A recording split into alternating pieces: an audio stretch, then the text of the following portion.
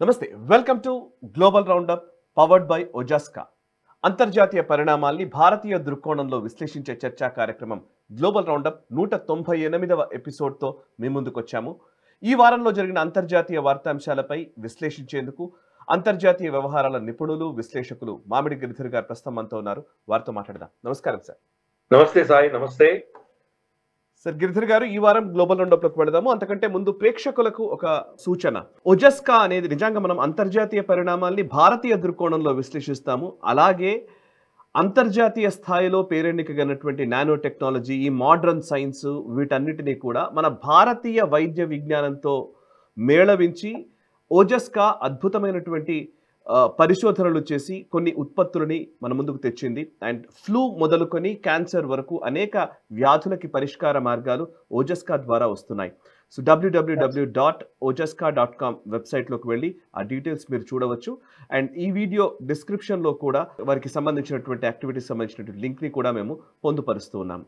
So ఈ వారం ఎపిసోడ్లోకి వెళదాము. వెళ్లే ముందు 197వ ఎపిసోడ్లో, అంటే గత వారం ఎపిసోడ్లో వచ్చిన కొన్ని కమెంట్స్ చూద్దాం.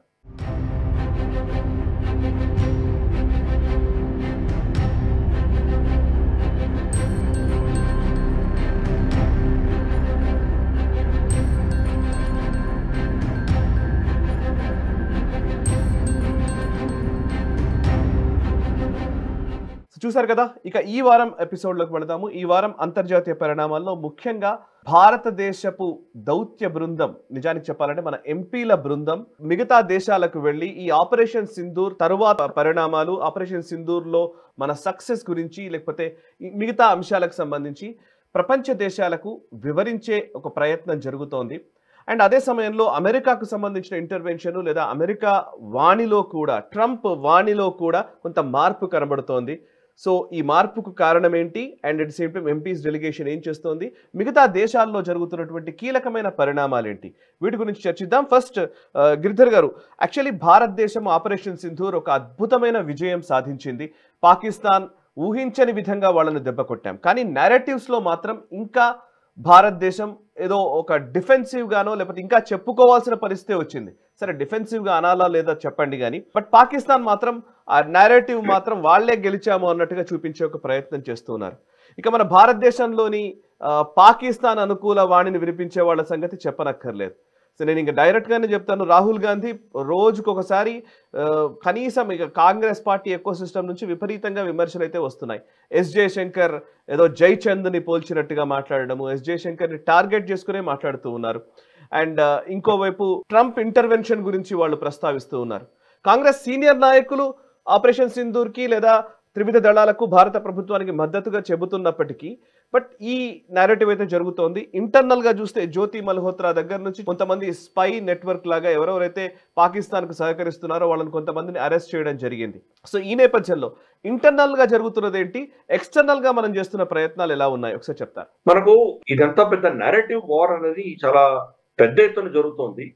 అయినా కానీ కూడా కొన్ని అంశాల్లో మనం బాహటంగా ఓపెన్ గా మనం ఎవిడెన్స్ చూపించి మాట్లాడగలం.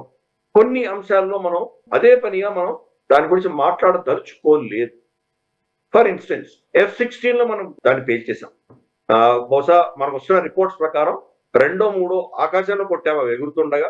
కొన్ని హ్యాంగర్లో ఉంటే వాటిని మనం ధ్వంసం చేస్తాం. కొన్ని వర్షన్స్ ప్రకారం ప్రమాణం 8 F-16 మనం కొట్టినట్టు మనకు తెలుస్తుంది. ఇప్పుడు F-16ని మనం ధ్వంసం చేశాము అంటే కనుక అమెరికా మనకు వ్యతిరేకంగా కంకణం కడుతుంది. ఎందుకు? బికాస్ వాళ్ళ మార్కెట్ దెబ్బతింటుంది. లాకెడ్ మార్టిన్ ఊరుకోదు, డొనాల్డ్ ట్రంప్ ఊరుకోడు. కాబట్టి ఆ పెద్ద గొడవలు రాకుండా మనం దాని గురించి ప్రస్తావించాలి. వీళ్ళని మన భారతీ గారిని, director general of air operations, ఆయన అడిగినప్పుడు high tech flights have been destroyed అని ఒక చిన్న మాట చెప్పి వదిలేశారు. ఏం హైటెక్ మనకు తెలియదు, దాని గురించి చెప్పలేదు. మరి అది చైనీస్ ఎయిర్ క్రాఫ్ట్సా, అమెరికన్ ఎయిర్ క్రాఫ్ట్సా మనకు తెలియదు. చాలా మటుకు ఇప్పుడు వస్తున్నటువంటి మన ఇన్ఫర్మేషన్ ప్రకారం రమారమి 8 F-16s, తర్వాత ఒక 2 కనీసం అంటే JF-17s, ఒక 2 JF-10Cలు, 1-2 జగువార్లు, ఇవన్నీ కూడా మనం కొట్టేసినట్టు తెలుస్తుంది. వాళ్ళ ఎయిర్ రిఫ్యూలింగ్ ఒకటి ఏదైతే ఉందో దాన్ని మనం పేల్చాం. ఇలా మనం ఓవరాల్ చూస్తే కానీ వాళ్ళ ఎయిర్ ఫోర్స్ కి చాలా పెద్ద దెబ్బ కొట్టాం. కాబట్టి మనం అమెరికా పేరు చెప్పకుండా మనం దాన్ని ముందుకు తీసుకెళ్లాల్సిన పరిస్థితి మనకుంది. అందుకనే వాళ్ళు దాని అడ్వాంటేజ్ తీసుకుంటున్నారు. రెండవది, మనకి ఇప్పుడు వస్తున్న ఇన్ఫర్మేషన్ ప్రకారం మనం ఏం చేసామంటే డీకాయ్ ఎయిర్ క్రాఫ్ట్స్ పంపించాం. అంటే మన రఫాయల్ రెడార్ సిగ్నేచర్ ఎలా ఉంటుందో రఫాయల్ కు సంబంధించిన సిగ్నేచర్ ని పోలుస్తున్నటువంటి ఒక డ్రోన్ పంపించాం. దాని డ్రోన్ అనకూడదు, అన్మాన్డ్ ఏరియల్ వెహికల్ అంటాం, అది పంపించాము. వాడు దాన్ని షూట్ చేసి ఉండొచ్చు. అది షూట్ చేసి మేము రఫాయల్ కొట్టేసామని వాడు అనుకో. మనం ఏంటి రఫాయల్ తీసుకొచ్చి సేఫ్ గా ల్యాండ్ చేసాం. కానీ ఆ డౌట్ అనేది మన స్పోక్స్ పర్సన్ దాని డౌట్ అలాగే వదిలేస్తారు. మీ దేశంలో ఎన్ని ఎయిర్ క్రాఫ్ట్స్ కూల్చారు అంటే కనుక ఆపరేషన్స్ లో కొన్ని నష్టాలు ఉంటాయి, కానీ మా పైలట్స్ అందరూ సేఫ్ గా వచ్చారని చెప్పి వదిలేశారు. నిజంగా మనం నష్టపోయామా లేదా అనేది ఇప్పటికి కూడా స్పెక్యులేషన్ చాలా నడుస్తుంది. కానీ నువ్వు ఇందాక అన్నట్టు దౌర్భాగ్యమైన విషయం ఏంటంటే రాహుల్ గాంధీ దాన్ని ప్రస్తావిస్తున్నాడు. ఎన్ని ఎయిర్ క్రాఫ్ట్స్ భారతదేశం కోల్పోయి చెప్పండి అంటున్నారు. ఎందుకంటే ఇది చెప్పంగానే చైనా క్లెయిమ్ చేస్తుంది, మా ఎయిర్ క్రాఫ్ట్స్ యొక్క గొప్పతనం వల్లనే మేము వెస్టర్న్ ప్రపంచానికి సంబంధించిన రఫైల్ కొట్టగలిగామంటాడు. ఇది పాకిస్తాన్ భారతదేశం మధ్య యుద్ధం కాదు, చైనా వర్సెస్ వెస్ట్ యుద్ధం కింద దాన్ని తీసుకెళ్తారు. మనకు కాంగ్రెస్ పార్టీకి చైనా తోటి ఎంఓయూ ఉన్న విషయం మనకు తెలుసు. కాబట్టి దానిని ఆ యాంగిల్ లో తీసుకు వెళ్లే ప్రయత్నం రాహుల్ గాంధీ. సో ఇదంతా కూడా ఒక నెరేటివ్ వార్ నడుస్తుంది. మన దగ్గర ఉన్న ఆపోజిషన్ కావచ్చు, పాకిస్తాన్ కావచ్చు, లేదా భారత ప్రభుత్వం కావచ్చు. మన నెరేటివ్ వార్ లో మనం ఏం చేసామంటే 7 డెలిగేషన్స్ పంపించాం ప్రపంచవ్యాప్తంగా. అలాగే మనకు జయశంకర్ గారు చాలా దేశాలు తిరుగుతున్నారు. ఆయన ప్రస్తుతానికి ఆయన జర్మనీ వెళ్ళారు, యూరోప్ లో ఆయన పర్యటిస్తున్నారు, యూరోపియన్ యూనియన్ వీటితో చర్చలు చేస్తున్నారు ఆయన. అలాగే పీయూష్ గోయల్ మనకు అమెరికాతో ట్రేడ్ డీల్ చేయడానికి ఆయన అమెరికాకి వెళ్ళారు. సో మనకు ఒక ఎక్స్టర్నల్ అవుట్ రీచ్ విపరీతంగా మనం ఫోకస్ పెట్టాము. ప్రస్తుతానికి జపాన్, యుఏఈ, రష్యా ముగ్గురు కూడాను మనం పాకిస్తాన్ మీద దెబ్బ ఏదైతే కొట్టామో దాన్ని వాడు సమర్థిస్తూ మనకు స్టేట్మెంట్ కూడా ఇచ్చారు. ఇంకా మిగతా దేశాలు కూడా క్రమేపీ వాళ్ళు కూడా మనకు సమర్థనానికి వస్తుంది. అమెరికా ప్రభుత్వం నుంచి ఆఫ్ కోర్స్ మనకు అఫీషియల్ గా రాదు, కానీ అక్కడ ఉన్న చాలా మంది సెనేటర్స్ మనం ఎండోర్స్ చేయడం ఇటువంటివన్నీ మనం చూడబోతున్నాం.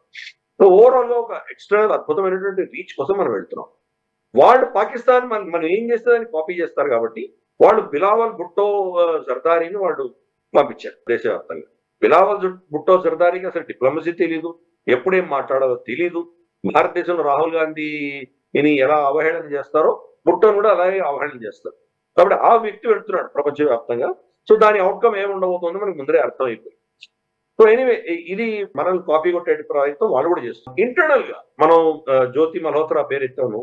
జ్యోతి మల్హోత్రా లాంటి వాళ్ళని ఒక మనకు వాచ్మెన్, ఒక స్టూడెంట్, ఒక వీలాగర్, ఇలా ఎంతో మందిని మనం అరెస్ట్ చేస్తూ వెళ్ళాం. ఎక్కడెక్కడ వీళ్ళు పాకిస్తాన్ తో లింకేజెస్ ఉన్నాయో, ఎవరెవరు పాకిస్తాన్ కి ఇన్ఫర్మేషన్ పాస్ ఆన్ చేస్తున్నారో, లేటెస్ట్ గా ఒక అతను మన నేవల్ అసెట్స్ అన్ని ఎలా కదులుతున్నాయని చెప్పేసి ఆ డీటెయిల్ పాకిస్తాన్ ఇస్తున్న వ్యక్తిని అరెస్ట్ చేశారు నిన్న.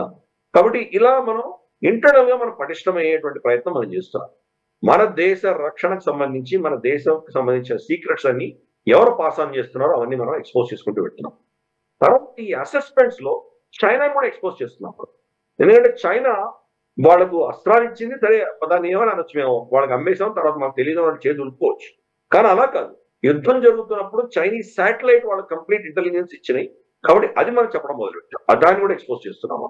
అంటే ఇది చైనా పరోక్షంగా ఉన్నటువంటి పార్టీ కాదు, ప్రత్యక్షంగా మనకు యుద్ధం చేసింది. యాక్చువల్గా పాకిస్తాన్ వాడుకొని మనకు యుద్ధం చేసింది. మనం ఒక పాకిస్తాన్తో మాత్రమే యుద్ధం చేయలేదు, పాకిస్తాన్, చైనా ఇద్దరిని కలిపి 2 ఫ్రంట్ వార్ మనం యుద్ధం చేశాం లిటరల్ గా చెప్పాలంటే. కాబట్టి ఇది శాటిలైట్ టెక్నాలజీ, ఇంటెలిజెన్స్ అంతా కూడా చైనా ప్రొవైడ్ చేస్తుంది. సో దాన్ని కూడా మనం ఎక్స్పోజ్ చేసుకుంటూ వెళ్తున్నాం. సో ఇది మల్టిపుల్ యాంగిల్స్ లో, మల్టిపుల్ ఫ్రంట్స్ లో మనం ఒక నేరేటివ్ వార్ అనేది మనం ఇప్పుడు మొదలు పెట్టాం మనం. కానీ ఇందాక నేను చెప్పినట్టు కొన్ని సెన్సిటివిటీస్ ఉన్నాయి, కొన్ని అంశాలు మనం చెప్పము. ఫర్ ఇన్స్టెన్స్ ఇంకా ఆపరేషన్ సింధూర్ అనేది క్లోజ్ అవ్వలేదు కాబట్టి మనకు నష్టాలు ఎన్ని వచ్చినాయి అన్న విషయం మనం చెప్పట్లేదు. 2 వర్షన్స్ కూడా మనం వింటున్నాము. ఒకటో రెండో రఫాల్స్ పడిపోయి ఉండవచ్చు, కానీ అయినా కానీ నష్టం ఎవరికి ఎక్కువ జరిగింది? యుద్ధం అన్న తర్వాత ఒకటో రెండో దెబ్బలు మనకు కూడా తగులుతాయి. ఫర్ ఇన్స్టెన్స్ 1971 యుద్ధంలో మనకు కూడా ఆల్మోస్ట్ 4-5 వేల మంది సైనికులు మన సైడ్ కూడా చనిపోయారు. అలాగే మనకు చాలా ట్యాంకులు, మన ఎయిర్ క్రాఫ్ట్ ఇవన్నీ కూడా నష్టపోయాము అని చెప్పి ఫైనల్ గా గెలిచింది ఎవరు? మనమే కదా అని చెప్పి ఈ ట్యాంకులు మీరు కోల్పోయారు కాబట్టి మీరు ఫెయిల్ అయ్యారు, ఇంద్రాయణ తిడుతున్నాం, మాకు తిట్టట్లేదు కదా. అల్టిమేట్ గా వాళ్ళకి ఎంత వాళ్ళ మీద ఎటువంటి శిక్ష వాళ్ళ మీద వేసామన్నది అది చాలా కీలకం. అంటే మీ రెడార్ సిస్టమ్స్ ఏమో పనిచేయట్లేదు, మీ న్యూక్లియర్ బ్లాక్ మెయిల్ మా మీద పనిచేయలేదు, మీ so called most secured, most important మీ ఏవైతే ఎయిర్ బేసెస్ ఉన్నాయో 13 ఎయిర్ బేసెస్ లో 11 ఎయిర్ బేసెస్ మేము టార్గెట్ చేస్తాం. ఇక మిగిలిన 2 ఎక్కడ ఉన్నాయి? అక్కడెక్కడో మనం బలూచిస్తాన్ లోనో లేకపోతే ఎక్కడో ఖైబర్ పఖ్తూన్ఖ్వా చివరిలో ఎక్కడో పరాచినార్ దగ్గర అక్కడ ఉన్నట్టు మనం టచ్ చేయలేదు. ఆ 2 వదిలేసి మిగతా అంతా కూడా దేశవ్యాప్తంగా స్కర్దూ నుంచి తీసుకొని కరాచీ దాకా అన్నిటిని టార్గెట్ చేశాం. చైనీస్ కౌంటర్ మిసైల్ షీల్డ్ ఉందో దాన్ని ధ్వంసం చేశాం మనం.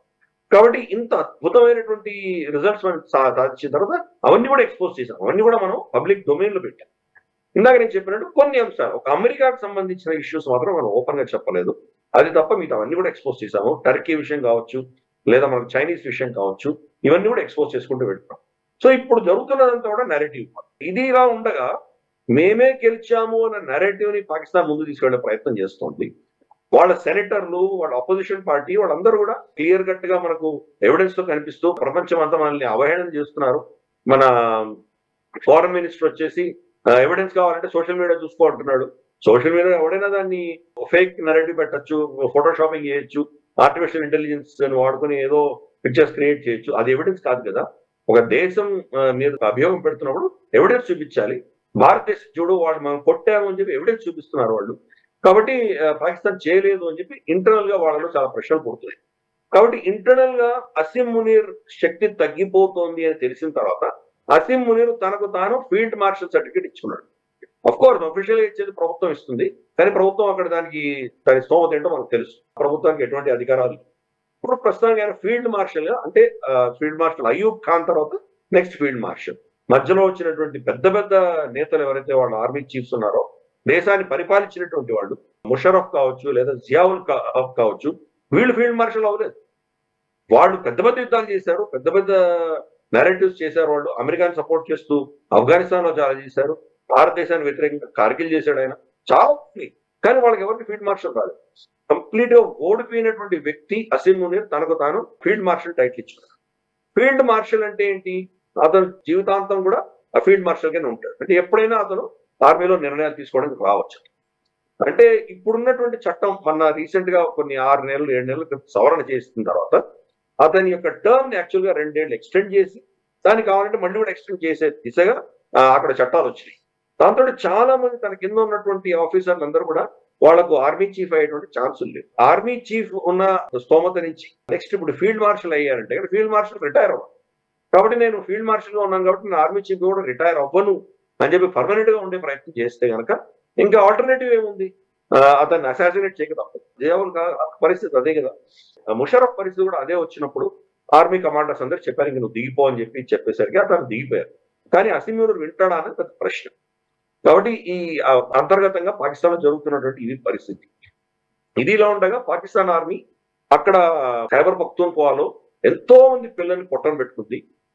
సో అక్కడ పాకిస్తానీ తెహ్ఫూజ్ మూవ్మెంట్ పీటీఎం వాళ్ళ పెద్ద రిపోర్ట్ జారీ చేశారు. ప్రతిరోజు ఎంతమందిని చంపారు, పిల్లల్ని ఎంతమంది చంపారు, స్త్రీలు ఎంతమంది చంపారు, వృద్ధులను ఎంతమంది చంపారు, పెద్ద లిస్ట్ వాళ్ళు రిలీజ్ చేశారు. పాకిస్తాన్ ఆర్మీ చేస్తున్న అకృత్యాలన్నీ కూడా వాళ్ళు బయటపెట్టారు. పీటీఎం ఎటువంటిదంటే పాకిస్తాన్ నుంచి విడిపోవాలి అని అనుకోవట్లేదు. వేరే టీటీపీ మొత్తం పాకిస్తాన్ లో షరియా ఇంప్లిమెంట్ చేయాలని వాళ్ళు ఒక మతపరంగా ఆలోచన చేస్తున్నారు. పీటీఎం అనేది వాళ్ళ హక్కుల కోసం పోరాటం చేస్తుంది. అయినా పీటీఎం నేతృత్వాన్ని అంతా కూడా జైల్లో పెట్టింది పాకిస్తాన్. అలాగే బలూచిస్తాన్ లో కూడా డాక్టర్ మహారాంగ్ బలోచ్ మాకు వేరే బలూచిస్తాన్ కావాలని అడగట్లేదు, బిఎల్ఏ అడుగుతాం, బలూచి లిబరేషన్ ఆర్మీ అడుగుతాం. వాళ్ళతో యుద్ధం చేసి గెలిచేటువంటి స్తోమత పాకిస్తాన్ ఆర్మీకి లేదు. కానీ మహారాంగ్ బలూచ్ లాంటి డెమోక్రాటిక్ గా పోరాటం చేస్తున్నటువంటి వ్యక్తుల నుంచి జైలు పెడుతుంది. మరి ఇన్ని మెడల్స్ వాళ్ళు ఎందుకు పెట్టుకుంటారో నాకు అర్థం కాదు. ఒక్క యుద్ధం కూడా వాళ్ళు గెలిచిన పాపాను పోలేదు. అంటే బహుశా ఎంతమందిని వాళ్ళ జీవితకాలంలో బలూచిస్తాన్ లో ఖైబర్ పఖ్తూన్ఖ్వాలో ఇన్నోసెంట్ సివిలియన్స్ అన్నం పుణ్యం ఎరిగినటువంటి పామర్లు ఎంతమంది చంపారో దాని ఆధారంగా బ్యాడ్జ్లు వస్తాయని నేను అనుకుంటున్నాను. కాల్పల ఉల్లంఘన జరిగినప్పుడు కూడా మనకు తెలుసు, పూంచ్ మీద చాలా బొంబార్డ్మెంట్ జరిగింది, నౌషేరా, రజౌరి ఈ ప్రాంతం అంతా కూడా, జమ్మూ ప్రాంతం అంతా కూడా వాళ్ళు బొంబార్డ్మెంట్ చేశారు. సివిలియన్స్ చనిపోయారు. మన దగ్గర టెర్రరిస్ట్ క్యాంప్స్ ఎలాగూ లేవు కాబట్టి ఇక్కడ సివిలియన్స్ చనిపోయారు చాలా మంది. మెజారిటీ వాళ్ళందరూ కూడా ముస్లింసే, వాళ్ళనే చంపారు వాళ్ళు. కాబట్టి ఒక జెనోసైడల్ ఆర్మీగా మనం పాకిస్తాన్ ఆర్మీని భావించవచ్చు. కాబట్టి వాళ్ళకి వ్యతిరేకంగా ఆ శక్తులు ఎవరైతే పోరాటం చేస్తున్నారో వాళ్ళని వీడు తట్టుకోలేక అంతర్గతమైన ప్రాబ్లమ్స్ రాకుండా తనకు తాను ఫీల్డ్ మార్షల్ దర్జా ఇచ్చుకున్నాడు. ఒకవేళ పాకిస్తాన్ చెప్పిన నేరేటివ్ కరెక్ట్ అనుకుందాం కాసేపు, భారత విమానాల్ని మనం పేజ్ చేశారు వాళ్ళు, తర్వాత భారత ఎయిర్ ఫీల్డ్స్ అని కొట్టారు వాళ్ళు, మన S-400 కొట్టేశారు, వాళ్ళు చెప్పిన నేరేటివ్ అంతా కరెక్టే అనుకుందాం కాసేపు. అయితే ఈ విజయం ఎవరికి వెళ్ళాలి? వాళ్ళ ఎయిర్ ఫోర్స్ చీఫ్కి వెళ్ళాలి కదా. ఇది ఎయిర్ ఫోర్స్ కదా కొట్టింది, మరి ఆర్మీ చీఫ్ ఫీల్డ్ మార్షల్ ఎలా అయ్యాడా? సో ఇవంతా కూడా ఏంటంటే హిపోక్రసీ తప్ప ఇంకేమీ లేదు. అక్కడ అతను ఒక నియంత, ఒక డిక్టేటర్, కాబట్టి తను ఏం నిర్ణయిస్తే అదే జరుగుతుంటది. మరి చూద్దాం రాబోయే రోజుల్లో పాకిస్తాన్ ఏ పరిస్థితికి వెళుతుందో. వాళ్ళ నీటి ప్రాబ్లం మాత్రం ఈ సంవత్సరం చాలా గణనీయంగా ఉండబోతోంది. ఇండస్ వాటర్ ట్రీటీ దృష్ట్యా మనం దాన్ని సస్పెండ్ చేయడం వల్ల వాళ్ళలో ఆ భయం చాలా విపరీతంగా ఉంది. ఒక న్యూట్రల్ కంట్రీలో భారతదేశంతో చర్చిస్తాము 4 అంశాలు: కశ్మీరు, టెర్రరిజం, తర్వాత ఈ నీళ్లు, వాణిజ్యం, 4 అంశాలు చర్చిస్తామని చెప్పి షహబాజ్ షరీఫ్ అంటారు. మనం మీతో 2 అంశాలు చర్చిస్తామని చాలా స్పష్టంగా చెప్పాం. ఏం చెప్పాము? టెర్రరిజము మీరు పీఓజేకి మాకు ఎప్పుడు ఇస్తారు, ఈ 2 తప్ప మేము మాట్లాడము. అంటే అర్థం ఏంటి? ఇండస్ వాటర్ ట్రీటీ గురించి మీతో చర్చించము అని చాలా స్పష్టంగా చెప్పాము. సో చూద్దాం రాబోయే రోజుల్లో మరి అంతర్గతంగా పాకిస్తాన్ లో ఎటువంటి సమస్యలు వస్తాయో. ఇదేదో ఆపరేషన్ సింధూర్ అన్నది మే 7 నుంచి మే 10 దాకా జరిగిన యుద్ధమే కాదు, చాలా కాలం జరుగుతుంది. వాళ్ళని ఎంత ఇబ్బందికరమైన పరిస్థితులు తీసుకెళ్లగలమో అది తీసుకెళ్తాము. వాళ్ళ ఎకానమీ కొలాప్స్ అయ్యి, వాళ్ళ సమాజం కొలాప్స్ అయ్యి, వాళ్ళ ఎస్టాబ్లిష్మెంట్ వ్యతిరేకంగా ఆ దేశం నిలబడి ఆ పరిస్థితి వచ్చేంత వరకు వాళ్ళని పుష్ చేస్తాం. కానీ పాకిస్తాన్ ఏమనుకుంటుందంటే మా దగ్గర న్యూక్లియర్ వెపన్స్ ఉన్నాయి కాబట్టి ప్రపంచం ఆ న్యూక్లియర్ వెపన్స్ భయంతో భారతదేశం తల వంచి మాతోటి ఏదో విధంగా మాతోటి చర్చలకు వాళ్ళని ఫోర్స్ చేస్తారు అని వాళ్ళు ప్లాన్ చేస్తున్నారు. సో అందుకని ఈ 2 దేశాల్లో ఈ యొక్క ఆపరేషన్ అయిపోయిన తర్వాత జరుగుతున్నటువంటి పరిణామాలు మనం టూకీగా మాట్లాడుతున్నాం. అఫ్ కోర్స్ దీని వెనక ఇంకా చాలా జరుగుతున్నాయి. ఒక విధమైనటువంటి మనకు ఇంటర్నేషనల్ అవుట్ రీచ్ మనం ఏదైతే వెళ్ళామో దాంట్లో జయశంకర్ గారు చాలా అద్భుతంగా చెప్తున్నారు.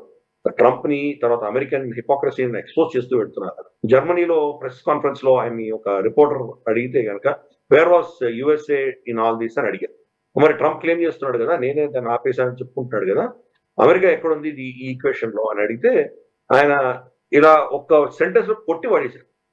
US was in United states అన్నాడు. అంటే వాళ్ళ దేశంలో వాళ్ళు ఉన్నారు, మాకు ఏం సంబంధం లేదు, ఇక్కడ వచ్చి వాళ్ళు ఎవరు మమ్మల్ని మా మీద ఎటువంటి ఒత్తిడి తీసుకురాలేదు చాలా స్పష్టంగా చెప్పారు. దాంతో ఈవెన్ డొనాల్డ్ ట్రంప్ కూడా యూటర్న్ కొట్టాడు. ఫస్ట్ ఏమన్నాడు, నేనే పెద్ద న్యూక్లియర్ తాను ఆపేశాను అని ప్రగల్భాలు పలుకున్నాడు ఆయన అక్కడ గల్ఫ్ కి వెళ్ళినప్పుడు, వెస్ట్ ఏషియాకి వెళ్ళినప్పుడు. ఇప్పుడేం చెప్తున్నాడు, బహుశా నేనేం చేయలేదు కానీ నా ఎస్టాబ్లిష్మెంట్, నా అడ్మినిస్ట్రేషన్ వాళ్ళతో చర్చించి ఎంకరేజ్ చేసింది వాళ్ళిద్దరు మాట్లాడుకోవడానికి అని ఇప్పుడు మొత్తం 180 డిగ్రీస్ తిరిగి మాట్లాడుతున్నాడు. కాబట్టి ఈ అంశాలన్నీ ఉన్నాయి. సో ఓవరాల్ గా డిప్లొమాటిక్ గా మనం నెరేటివ్ వార్ ని మనం ముందు తీసుకెళ్లే దిశగా, మన పక్షాన ప్రపంచం అంతా చూసే దిశగా మనం తీసుకెళ్తున్నాము. కొన్ని అంశాలు అఫ్ కోర్స్ ఇవన్నీ కూడా ట్రాక్ 2 లో మనం చెప్తాము.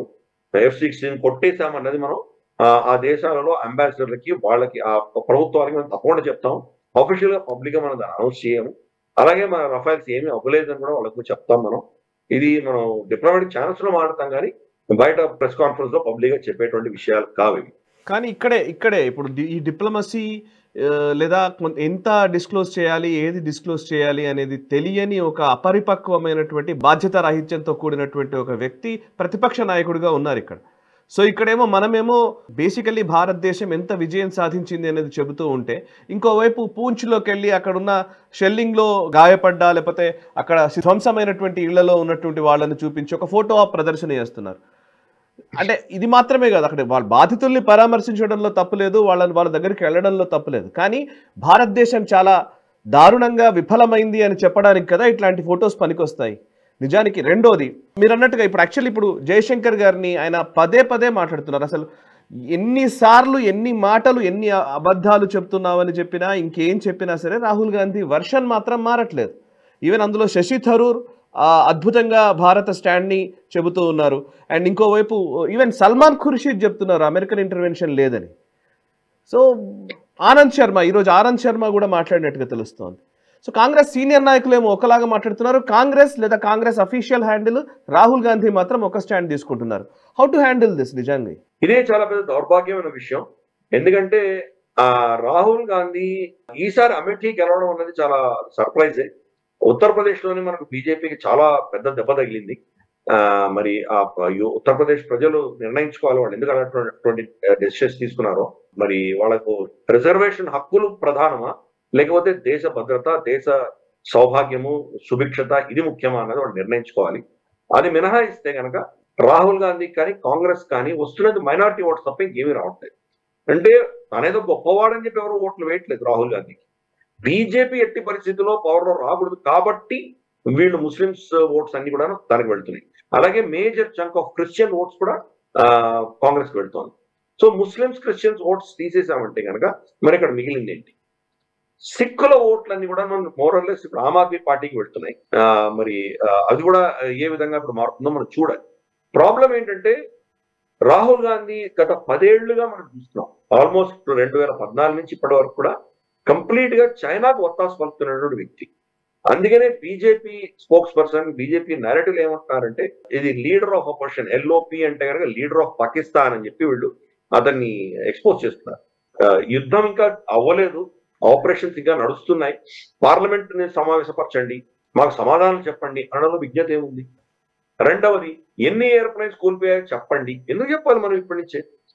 ఆపరేషన్ అయిన తర్వాత ప్రభుత్వం ఎప్పుడు నేను చెప్పాల్సొచ్చుకుందో అప్పుడు చెప్తుంది. ఇప్పుడు చెప్పాల్సిన అవసరం లేదు. మన శత్రువులకు ఎందుకు మనం ఒక హ్యాండిల్ ఇవ్వాలి? మనం దాంతో మోదీ ఫెయిల్ అని చెప్పి రాహుల్ గాంధీ అనడం, ఈ ఎకో సిస్టమ్ అంతా ఎందుకు మనం ఫీడ్ చేయాలి? ఎందుకంటే దీని వల్ల చైనీస్ డిఫెన్స్ ఇండస్ట్రీకి లాభం వస్తుంది కాబట్టి. రీసెంట్ గా మనం చూసాము చైనీస్ డ్రోన్స్ రాహుల్ గాంధీ చూపిస్తూ చాలా అద్భుతమైన టెక్నాలజీ వాళ్ళ దగ్గర ఉంది, మన దేశం దాన్ని పర్మిట్ చేయట్లేదు, చేయాలి మనం యాక్చువల్ గా. ఇటువంటి డ్రోన్స్ మనకు కూడా వస్తే కనుక చాలా మనం సమాజం చాలా దీనివల్ల లాభం వాళ్ళకు వస్తుంది సమాజానికి, కాబట్టి దీన్ని పర్మిట్ చేయాలి అంటున్నాడు. అంటే చైనీస్ ఇండస్ట్రీని డైరెక్ట్ గా ప్రమోట్ చేస్తున్నాడు. ఈ ఒక్క విషయం కనుక తను బయటికి లాగగలిగితే ప్రభుత్వాన్ని ఇచ్చి, ఒకవేళ ఒక రఫాయల్ ని వాళ్ళ JF-10Cఓ JF-17ఓ లేదా వాళ్ళ PL-15Eనో మన రఫాయల్ కొట్టింది అని ఒక స్టేట్మెంట్ భారత ప్రభుత్వం నుంచి బయటికి తీసుకురాగలిగితే చెంగుడు ఏవియేషన్ కార్పొరేషన్ షేర్స్ 100% పెరిగిపోతాయి. మొత్తం ప్రపంచవ్యాప్తంగా వెస్ట్ ని మేము ఓడించాము అన్నటువంటి నెరేటివ్ వాళ్ళు ముందు తీసుకెళ్తారు. కాబట్టి వాళ్ళు రాహుల్ గాంధీ మీద ఎంత ఇన్వెస్ట్ చేసి ఉండొచ్చో అర్థం చేసుకోవచ్చు. ఈ రఫాయల్ ని ఆపే ప్రయత్నం రాహుల్ గాంధీ గతంలో ఎలా చేశారో మనం చూసాం. 60,000 కరోడ్ కా కొటాలా, రిలయన్స్ అంబానీకో బేచ్ దియా, ఇలా ఎన్ని చేశారు? చౌకీదార్ చోర్ హే. ఆ రఫాయల్ డీల్ ని ఏదో విధంగా ఆపాలి అని శతవిధాల ప్రయత్నం చేశారు. ఇవన్నీ కూడా చూస్తే మనకు, అలాగే మనకు యాంగ్సేలో వాళ్ళు చైనీస్ PLA వస్తే కనుక చావ చితగా బాధి వాళ్ళని పంపించారు. గల్వాన్లో మనం సిద్ధంగా లేము, మనం అంత ప్రిపేర్డ్ గా వెళ్ళలేదు. దాని తర్వాత చాలా అప్రమత్తంగా ఉన్నాం మనం. LAC మీద వాడు ఎటువంటి చర్య చేసినా వాడిని చెంపదెబ్బ కొట్టే దిశగా మనం చాలా అద్భుతంగా మన సైన్యం అంతా బిహేవ్ చేస్తాం. యాంగ్సీలో వాళ్ళని కొట్టి 10 మంది దాకా PLA సైనికులను మనం అరెస్ట్ చేసి బ్లాక్ మీటింగ్ అయిన తర్వాత వాళ్ళు వదిలేసాము. మన విజయం అది. కానీ రాహుల్ గాంధీ ఏమంటున్నాడు? PLAని హమారీ సేనకు పీట్ రహీ హే అంటే మనం గెలిచింది కూడా చైనా గెలిచినట్టు చూపిస్తున్నాడు. సో ఈ రాహుల్ గాంధీ నెరేటివ్ అంతా కూడా లాస్ట్ 10 years లో మన దేశానికి ఏది మంచిదో దానికి వ్యతిరేకంగా అతను మాట్లాడడం అనేది మనం చూస్తున్నాము. తప్పకుండా ఆపోజిషన్ పార్టీ అనంతరం ప్రశ్నించాలి ప్రభుత్వాన్ని. ఇక్కడ ఏమైనా ఘోటాలా జరిగిందా? అలాగే మనకు ఎందుకు సెక్యూరిటీలో ఏమైనా ల్యాప్సెస్ ఉన్నాయా? మరి పహల్గామ్ లో జరిగినటువంటి ఘటన ఈ రోజు దాకా టెర్రరిస్ట్ ఎందుకు దొరకలేదు? ఎందుకు వాళ్ళని ఎలిమినేట్ చేయలేదు? నెల దాటిపోయింది కదా, ఏమైంది? ఇవి ప్రశ్నించే అధికారం ఆపోజిషన్కి ఎలా ఉంది? కాదనట్లేదు. కానీ అతను అడుగుతున్న ప్రశ్న ఏంటి? ఏ విమానాలు మనకు కూలిపోయాయని అడుగుతున్నాడు. అంటే దీనివల్ల ఎవరికి లాభం వస్తుంది? అది చైనా యొక్క డిఫెన్స్ ఇండస్ట్రీకి లాభం వస్తుంది. సో మనం ఎన్ని PL-15లు మన దగ్గర దొరికినాయో అవి మనం పేల్చేయడమో, లేకపోతే అది టార్గెట్ మిస్ అయ్యి కింద ఊరికి కుప్పగూలినవి ఎన్ని మనం ఎవిడెన్స్ చూపించాం. కాబట్టి వాళ్ళ స్టాక్స్ పడిపోయి ఉన్నాయి ప్రస్తుతానికి. వాళ్ళ దగ్గర కొనడానికి ఎవరు సిద్ధంగా లేరు, ఒక పాకిస్తాన్ తప్ప. వాళ్ళు J-35 అని చెప్పేసి తీసుకొస్తున్నారు, JF-35 అని తీసుకొస్తున్నారు. దీన్ని మన అమెరికన్ F-35 కాపీ కొడుతూ వాళ్ళు దాన్ని తీసుకొస్తున్నారు. అఫ్ కోర్స్ స్టెల్త్ టెక్నాలజీ వాళ్ళ దగ్గర లేదు, కానీ ఏదో చేసి పాకిస్తాన్ తోటి వాడి, పాకిస్తాన్ భారతదేశం మధ్యలో యుద్ధం వచ్చేలాగా దాంతో ఏదో మన ఏదైనా ఒక పెద్ద అసెట్ ని వెస్టర్న్ దేశం నుంచి మనం కొనుక్కున్నటువంటి అసెట్ ని షూట్ డౌన్ చేయడం, ఇది పాకిస్తాన్ తో చేస్తున్నారు. పాకిస్తాన్ వాడుకుంటుంది చైనా, దానికి ఒత్తాసు పలుకుతున్నాడు రాహుల్. కాబట్టి పాకిస్తాన్ చైనా ఇద్దరికి కూడాను ఈ రోజు భారతదేశంలో ఉన్నటువంటి బిగ్గెస్ట్ అసెట్ గా తయారయ్యారు రాహుల్ గాంధీ.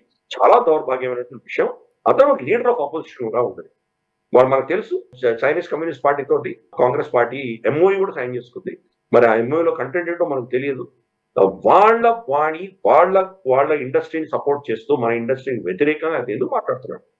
మన ఇండస్ట్రీలో ఉన్నటువంటి ఆకాష్, మనకున్నటువంటి అద్భుతమైనటువంటి లాయిటరింగ్ మ్యునిషన్స్, తర్వాత మన ఉత్తమ్ రెడార్ కానీ, మనకున్నటువంటి ఇండిజినస్ గా మనకున్నటువంటి ఈ UAV, తర్వాత మనకు అన్మాన్డ్ ఏరియల్ వెహికల్స్, మన టెక్నాలజీ కానీ, మన షీల్డ్ ఎంతో అద్భుతంగా పనిచేస్తుంది, మన లోకల్ భారతదేశంలో ఉన్నటువంటి ఇండిజినస్ టెక్నాలజీ ఎంతో అద్భుతంగా పనిచేస్తుంది, మన బ్రహ్మోస్ ఎలా పనిచేస్తుంది, దీని గురించి ఒక్క మాట కూడా అప్రిసియేషన్ లేదు రాహుల్ గాంధీ దగ్గర నుంచి. కాబట్టి అతను ఎవరికి పనిచేస్తున్నాడు, ఎందుకు పనిచేస్తున్నాడు, అతని మోటివేషన్ ఏంటో స్పష్టంగా అర్థమవుతుంది మనందరికి కూడా. కరెక్ట్. సరే, ఇక ఒకవైపు ఇండియాలో ఇంటర్నల్ గా ఎక్స్టర్నల్ గా జరుగుతున్న అంశాల గురించి మీరు మాట్లాడారు. బట్ అమెరికా వాణి ఎందుకు మారింది? ముఖ్యంగా ట్రంప్ ఎందుకు ఒక డిఫరెంట్ స్టాండ్ తీసుకొని ముందుకెళ్తున్నారు? ఇప్పటికే మనము యుఎస్ కొంతమేర మనకు సపోర్టివ్ గా ఉంటుంది అనుకుంటున్న టైంలో ఇప్పుడు చూస్తేనేమో ట్రంప్ పూర్తిగా మారిపోయినట్టుగా కనబడుతోంది. కొన్ని కొన్ని ఇన్సిడెంట్స్ చెప్తాను నేను. ఒకవైపు ఏమో ఇప్పుడు యాపిల్ విషయంలో టిమ్ కుక్ పైన ప్రెషర్ తీసుకొచ్చారు. అయినప్పటికీ ఆయన వినలేదు. భారతదేశంలోనే తన మ్యానుఫ్యాక్చరింగ్ కొనసాగిస్తానని చెప్పడం జరిగింది. బట్ ఇప్పుడు 25% టారిఫ్ వేస్తాను, అమెరికాలో వాడే యాపిల్ ఫోన్స్కి అమెరికాలోనే తయారు చేయాలనే ఒక అంశాన్ని బాగా పుష్ చేస్తూ ఉన్నారు ట్రంప్. అండ్ ఇండియాలో మ్యానుఫ్యాక్చరింగ్ చేసుకుంటే ఇండియన్స్కి ఇచ్చుకోండి కానీ, బట్ మా దగ్గర మాత్రం అక్కడ మ్యానుఫ్యాక్చర్ చేసినవి రాకూడదు అని చెప్తున్నారు. సో ఇదొక అంశం. రెండో వైపు ఇప్పుడు ఇండియాకి సంబంధించినటువంటి మ్యాంగోస్ ఎక్స్పోర్ట్ చేసాం మనం అమెరికాకి. అవన్నీ కూడా డాక్యుమెంటేషన్ ఇర్రెగ్యులారిటీస్ పేరిట వాటన్నిటిని ఆపేశారు. చాలా వరకు షిప్మెంట్స్ వాటన్నిటిని కూడా అక్కడ డిస్పోజ్ చేయాల్సిన పరిస్థితి కూడా వస్తుంది. ఓవైపు మ్యాంగోస్ ఆపేశారు. ఇంకా ఇట్లాగే చాలా ఉన్నాయి. అంటే ఒక రకంగా చెప్పాలంటే మళ్ళీ ట్రంప్ పూర్తిగా ఏంటి ఇంత మ్యావరిక్గా బిహేవ్ చేస్తున్నారనే ఒక సందర్భం వచ్చింది కదా. ఒకసారి వీటి గురించి డీటెయిల్స్ చెప్తారా? అండ్ ఎందుకు ట్రంప్ ఇలా మారాడు? దీంట్లో 2-3 అంశాలు ఉన్నాయి. మొదటిది, తన సపోర్ట్ బేస్ మాగా అనేది అంటాడు, మేక్ అమెరికా గ్రేట్ అగైన్ అన్నటువంటి వైట్ సూపర్ మేసిస్ట్ ఓట్ బ్యాంక్ ఎవరైతే ఉన్నారో వాళ్లకు ప్రపంచవ్యాప్తంగా చైనా, ఇండియా లాంటి దేశాలు మీ ఉద్యోగాలు తీసేసుకున్నాయి కాబట్టి నేను మళ్ళీ మీ దగ్గర తీసుకొస్తాను అన్నటువంటి ఒక నెరేటివ్ ని బలపరచడానికి కోసం అని చెప్పి ఇటువంటి చర్యలు చేస్తున్నాడు. అది మొదటి దానికి ఎక్స్ప్లెనేషన్ మాగా సపోర్టర్స్ కి. అందుకని మనం చూస్తే కనుక Cyril Ramaphosa South African prime minister అక్కడికి వెళ్ళినప్పుడు అతన్ని కూడా ఇన్సల్ట్ చేశాడు. వైట్ మీ దగ్గర ఆఫ్రికానాస్ ఎవరైతే ఉన్నారో, సౌత్ ఆఫ్రికన్ నేటివ్ వైట్స్ ఎవరైతే ఉన్నారో, అంటే వాళ్ళు ఎప్పుడో ఎన్ని తరాల ముందర కూడా యూరోప్ నుంచి సెటిల్ అయిపోయారు. వాళ్ళు కనీసం అంటే 4-5 తరాలు వాళ్ళు అక్కడే ఉంటున్నారు. ఇంకా అంతకంటే ముందర కూడా ఉండిండొచ్చు. మన భారత మూలాల నుంచి వెళ్ళినటువంటి వాళ్ళు కూడా అక్కడ కనీసం అంటే 5వ సంతతో 6వ సంతతో అక్కడ ఉన్నారు. వాళ్ళు ఒక్కసారి కూడా భారతదేశం వచ్చిన పాపాన పోలేదు. అటువంటి వాళ్ళని ఎస్పెషల్లీ వైట్ మనకు సౌత్ ఆఫ్రికన్స్ టార్గెట్ చేసి చంపుతున్నారు అని చెప్పేసి ట్రంప్ వీడియోలు ఇవన్నీ చూపించారు. ఒక పెద్ద కాన్వాయ్ లో సిలువ పెట్టినటువంటి కాఫిన్లు వెళ్ళడం, కొంతమంది స్పీచ్లు వీళ్ళని చంపేయచ్చు అన్నటువంటి జెనోసైడ్ చేయొచ్చు అన్నటువంటి స్పీచ్లు ఇవన్నీ ప్లే చేసి సిరిల్ రామ్ఫోసా వ్యతిరేకంగా చాలా మాట్లాడారు. సిరిల్ రామ్ఫోసా దానికి చెలించక, అంటే మనకు జెలెన్స్కీ ఎలాగైతే ఈ ట్రాప్ లో పడి వాళ్ళిద్దరి మధ్యలో వాగ్వివాదం జరిగిందో అలా జరగకుండా సిరిల్ రామ్ఫోసా చాలా చాకచక్యంగా మళ్ళీ ట్రంప్ మీదే ఆయన ఒక విధమైనటువంటి నేరేటివ్ షిఫ్ట్ చేసే ప్రయత్నం చేశారు. ఏమన్నారంటే, మీకు ఇన్ఫర్మేషన్ ఎక్కడి నుంచి వచ్చింది అన్న. ఎందుకంటే దాంట్లో ఒక వీడియో అక్కడెక్కడో రువాండాలోనో ఘనాలోనో ఎక్కడో జరిగినటువంటి ఇన్సిడెంట్, అది సౌత్ ఆఫ్రికా జరిగింది కానే కాదు. సో ఫేక్ నేరేటివ్ ఆయన పుష్ చేస్తున్నాడు. ఆయనకి అది ఫేకా కరెక్టా అన్న విషయం కాదు. అతని ఓట్ బ్యాంక్ ఏదైతే ఉందో మాగా అన్నటువంటి ఓట్ బ్యాంక్ చాలా సంతోషించారు. చూడు, వైట్ సూపర్ మేసిజం, వైట్ రేస్ ఏదైతే ఉందో, తెల్ల జాతి వాళ్ళు ఎవరున్నారో వాళ్లకు ఇతను అండగా నిలుపుతున్నాడు అన్నటువంటి ఒక నేరేటివ్ పుష్ చేశాడు.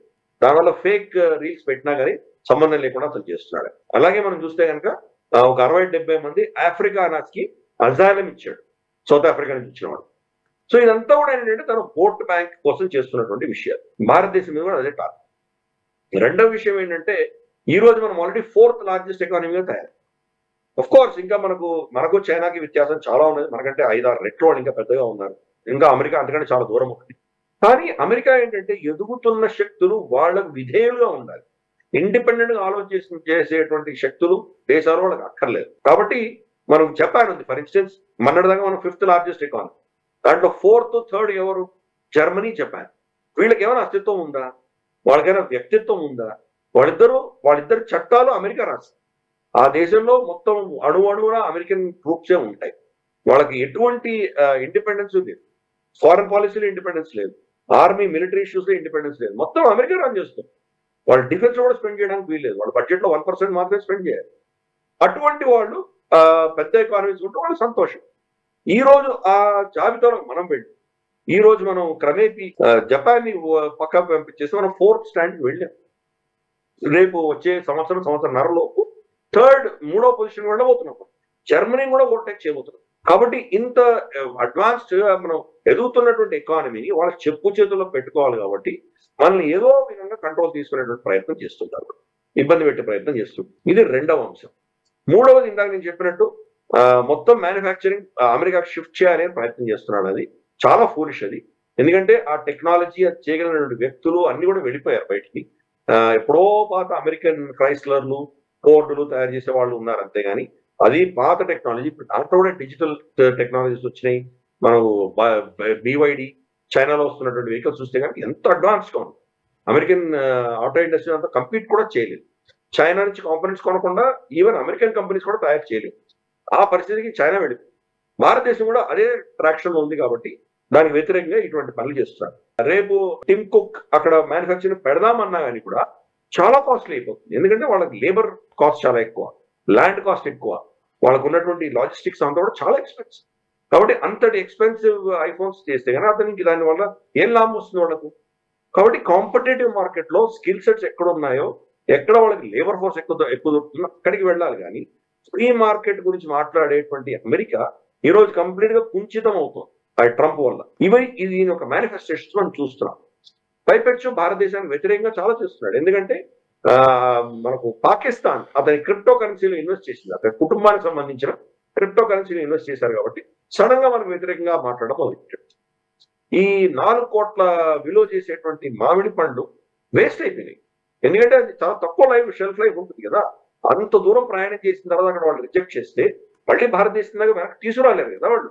అక్కడే సముద్రంలో పడేయవలసినటువంటి పరిస్థితి. 4 కోట్లు నాశనం అయింది.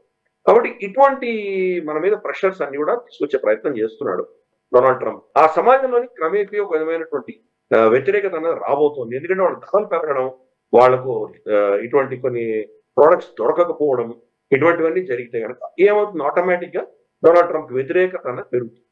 పైపెచ్చు చాలా క్రూషియల్ ఏంటంటే గత వారం 10 రోజుల్లో చైనాతో ఒప్పందం కుదుర్చుకున్నాడు. చైనా నుంచి ఇంపోర్ట్ చేస్తున్న ప్రోడక్ట్స్ అన్నిటి మీద 25% టారిఫ్ వేసేటట్లు, తర్వాత అమెరికా నుంచి ఎక్స్పోర్ట్ చేస్తుంది చైనా 10% టారిఫ్ వేసేటట్లు ఇద్దరు కూడా ఒప్పందం కుదుర్చుకున్నారు. అంటే 245% నుంచి కిందికి వచ్చేసారు. కాబట్టి ఇప్పుడు భారతదేశంతో పెద్దగా పని లేదు. ఆయన కావాల్సినటువంటి ఇంట్రెస్ట్ ఏమైనా చైనా సప్లై చేస్తుంది కాబట్టి అక్కర్లేదు. అప్పుడు గతంలో చైనా +1 చైనాని రీప్లేస్ చేసి భారతదేశానికి షిఫ్ట్ చేయాలి, క్వాడ్, ఈ చర్చలన్నీ కూడా ఇప్పుడు ఆయన ఇర్రెలవెంట్.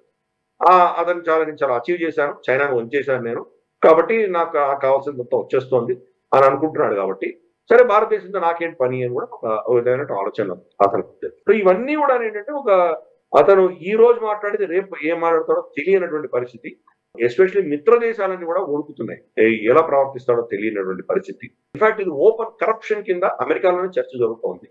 ఖతార్ $400 మిలియన్ ఖరీదైనటువంటి ఒక ఎయిర్ క్రాఫ్ట్ అతనికి బహుకరించారు, గిఫ్ట్ ఇచ్చారు.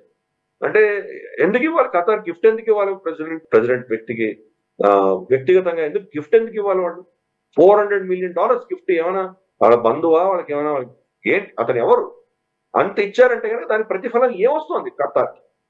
రేపు ఖతార్ కనుక ఈ ప్రాంతంలో సౌదీ అరేబియాని, యుఏని పక్కన పెట్టి వాళ్ళ ఆధిపత్యం చలాయించడానికి ఏం చేస్తున్నారో దానికి అమెరికా నుంచి సమర్థన రాబోతుంది. ఈ టెర్రరిస్ట్ ఆర్గనైజేషన్స్ అందరికీ టేకా తీసుకున్నటువంటి ఖతార్ వాళ్ళు ఏ నేరేటివ్ పుష్ చేస్తున్నారో అదే నేరేటివ్ అమెరికా దాన్ని యాక్సెప్ట్ చేయబోతుంది. కాబట్టి వాళ్ళ ఇన్ఫ్లుయెన్స్ ని పెట్టుకోవడం కోసం చిన్న దేశమైనటువంటి ఖతార్ తిప్పి కొడితే మన కుక్కట్పల్లిలో సగం లేదు వాళ్ళ పాపులేషన్ ఖతార్. సో వాళ్ళు ఆ అమెరికన్ ప్రెసిడెంట్ కొనుక్కోగలుగుతున్నారంటే పరిస్థితి ఏంటో అర్థం చేస్తుంది. Open corruption. అలాగే తన కుటుంబానికి సంబంధించిన వ్యక్తులు క్రిప్టో కరెన్సీలు పెట్టడం, తనకు ఉన్నటువంటి టిమ్ వాల్ట్స్ లాంటి వాళ్ళు వాళ్ళ కుటుంబం బిజినెస్ ఇంట్రెస్ట్ పెట్టుకోవడం, వీళ్ళ బిజినెస్ ఇంట్రెస్ట్ ముందరకు తీసుకెళ్ళడానికి కోసమే ప్రపంచంతో డీలింగ్స్ పెట్టుకోవడం, చాలా ఓపెన్ కరప్షన్ అనేది ఈ రోజు అమెరికాలో చూస్తున్నాం. అసలు నిర్లజ్జగా ఓపెన్ గా చేస్తున్నాడు అతను. మరి దాని ఫాల్ బ్యాక్ ఏముంటుందో చూడాలి. ఎనివే అతనికి ఉన్నటువంటి శక్తి 2 ఏళ్లే. 2 ఏళ్ల తర్వాత మిడ్ టర్మ్ ఎలక్షన్స్ జరగబోతున్నాయి. మిడ్ టర్మ్ ఎలక్షన్స్ లో మరి లేమ్ టక్ ప్రెసిడెంట్ అయిపోతే తర్వాత ఏమనుకున్నా కానీ కాంగ్రెస్ దాన్ని పాస్ చేయకపోవచ్చు. ఇన్ఫాక్ట్ ఈ టారిఫ్స్ అన్ని కూడా యాక్చువల్ గా మనకు కాంగ్రెస్ నుంచి పాస్ అవ్వాలి. దాన్ని బైపాస్ చేయడానికి ఏం చేశాడంటే అతను ఎకనామిక్ ఎమర్జెన్సీ డిక్లేర్ చేసి తన ఇష్టానుసారం ఈ టారిఫ్ అన్ని వేసుకుంటారు. కాబట్టి అది కూడా క్రమేపీ వాళ్ళ సుప్రీంకోర్టులో ఛాలెంజ్ అవ్వబోతుంది. ట్రంప్ కు వ్యతిరేకత అన్నది అప్పుడు కూడా వస్తుంది. బట్ ఎనీవే వాళ్ళ దేశంలో వాళ్ళ సమాజంలో వాళ్ళు ఏం చేస్తారో మనకు తెలియదు. కానీ ఈ యొక్క ప్రెషర్ బిల్డ్ చేసే ప్రయత్నం తను చేస్తున్నాడు. మనం కూడా ఏంటంటే కొన్ని జీరో టారిఫ్లు ఇవ్వడానికి సిద్ధంగా ఉన్నాం. ఫర్ ఇన్స్టెన్స్ హార్లీ డేవిడ్సన్ మీద జీరో టారిఫ్ పెట్టినంత మనకు వచ్చేది ఒరిగేది లేదు, ఏమీ లేదు. తిప్పి కొడితే ఇక్కడ మొత్తం దేశంలో 140 కోట్ల జనాభాలో 10,000 బైకులు అమ్మొచ్చు. దానివల్ల మనకి లాభం ఏంటి, నష్టం ఏంటి, ఏమీ లేదు.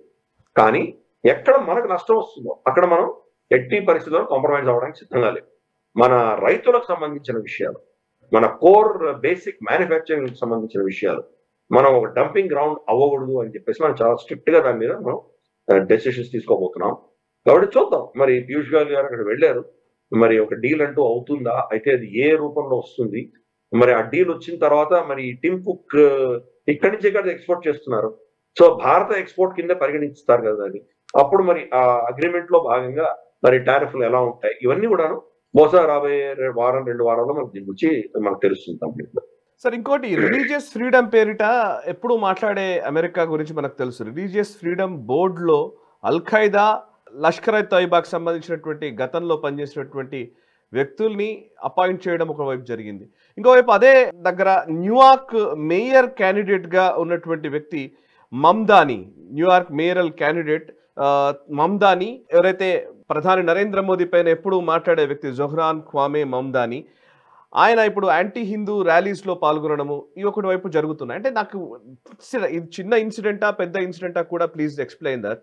ఎందుకంటే అక్కడక్కడ జరిగేటువంటి ఈవెంట్స్ అన్నీ కూడా ఒకసారి ట్రంప్ ఆలోచనలు మళ్ళీ ఒకసారి మారిపోయాయా ఈ రిలీజియస్ ఫ్రీడమ్ పేరిట, లేకపోతే ఇస్లామిక్ టెర్రరిజం మీద వ్యతిరేకంగా ఉన్నటువంటి వ్యక్తి మళ్ళీ ప్రో అనే ఆలోచనలోకి వెళుతున్నారా, గతంలో డీప్ స్టేట్ని గురించి మాట్లాడినే మళ్ళీ ఇప్పుడు ఆయన ఇంప్లిమెంట్ చేస్తున్నారా అనేది అనిపిస్తోంది సార్.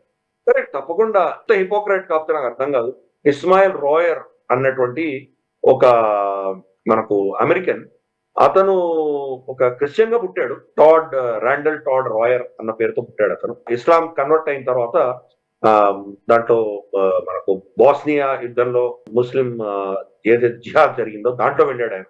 లష్కర్ తోయిబాతో అతని యుఎస్ డెసిగ్నేటెడ్ టెర్రర్ కూడా అతని ఎలిటీని నిర్ధారించిన తర్వాత ఇతను కూడా ఆ టెర్రరిస్ట్ ఆర్గనైజేషన్ లో ఉన్నటువంటి వ్యక్తి. సో కాబట్టి ఇదంతా అటువంటి ఒక టెర్రరిస్ట్ భావజాలం ఉండి, టెర్రర్ సస్పెక్ట్ అయి ఉండి, టెర్రర్ శాంక్షన్స్ ఉన్నటువంటి వ్యక్తిని ఇప్పుడు తీసుకొచ్చి అతను మనకు రిలీజియస్ ఫ్రీడమ్ బోర్డు లో పెట్టడం అన్నది అంటే అతను ఎంత క్యాజువల్ అప్రోచ్ ట్రంప్ చూడొచ్చు. కానీ ఎవరు నిర్ణయిస్తే వాళ్ళు రిలీజియస్ ఎక్స్ట్రీమిస్ట్, ఇస్లామిక్ టెర్రరిజం అన్న పదాలు వాడతాడు.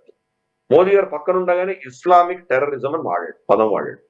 మరి ఇస్లామిక్ టెర్రరిజం అన్నప్పుడు ఇతను టెర్రరిజాన్ని యాక్చువల్ గా ఒక టెర్రరిస్ట్ అయినటువంటి వ్యక్తిని మీరు రిలీజియస్ ఫ్రీడమ్ బోర్డు ఎలా పెడతారు మీరు అంటే, మీరేం నిర్ణయిస్తే అతను టెర్రరిస్ట్, మీరు నిర్ణయించకపోతే కాదు. ఇదేదో ఒక ట్రంప్ చేస్తున్నది కాదు, అమెరికన్ వైఖరే ఇట్లాంటిది మనం చాలా కాలంగా చూస్తున్నాం. కాబట్టి అల్-ఖైదాని తయారు చేసింది ఎవరు? అమెరికానే కదా. ఐసిస్ తయారు చేసింది ఎవరు? అమెరికానే కదా. సో కాబట్టి వీళ్ళన్ని ఈ టెర్రరిస్ట్ రెజిమ్స్ ఏవైతే ఉన్నాయో అక్కడ ఉన్నటువంటి గల్ఫ్ ప్రాంతంలో ఉన్న టెర్రరిస్ట్ రెజిమ్స్ అన్నిటి కూడా support, funding, directions, training America నుంచి వచ్చాయి. ఈ రోజు మనం మన గ్లోబల్ రౌండప్ లో మనం చర్చించుకున్నాం కూడా వెస్టర్న్ హిపోక్రసీలో. జోలాని డెసిగ్నేటెడ్ టెర్రరిస్ట్, అతనితోటి ప్రెసిడెంట్ ఆఫ్ యుఎస్ఏ చర్చిస్తున్నాడు అంటే అర్థం ఏంటి? అంటే దానికి ఒక స్టాండర్డ్ లేదు, దానికి ఒక రూల్ లేదు.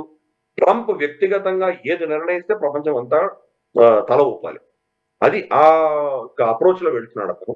కాబట్టి దీన్ని ఏమని చెప్పాలి? ఒక X al-Qaeda and LET terrorist ని తీసుకెళ్లి మీరు రిలీజియస్ ఫ్రీడమ్ బోర్డు లో పెడితే అతని రిలీజియస్ ఫ్రీడమ్ ఏంటి?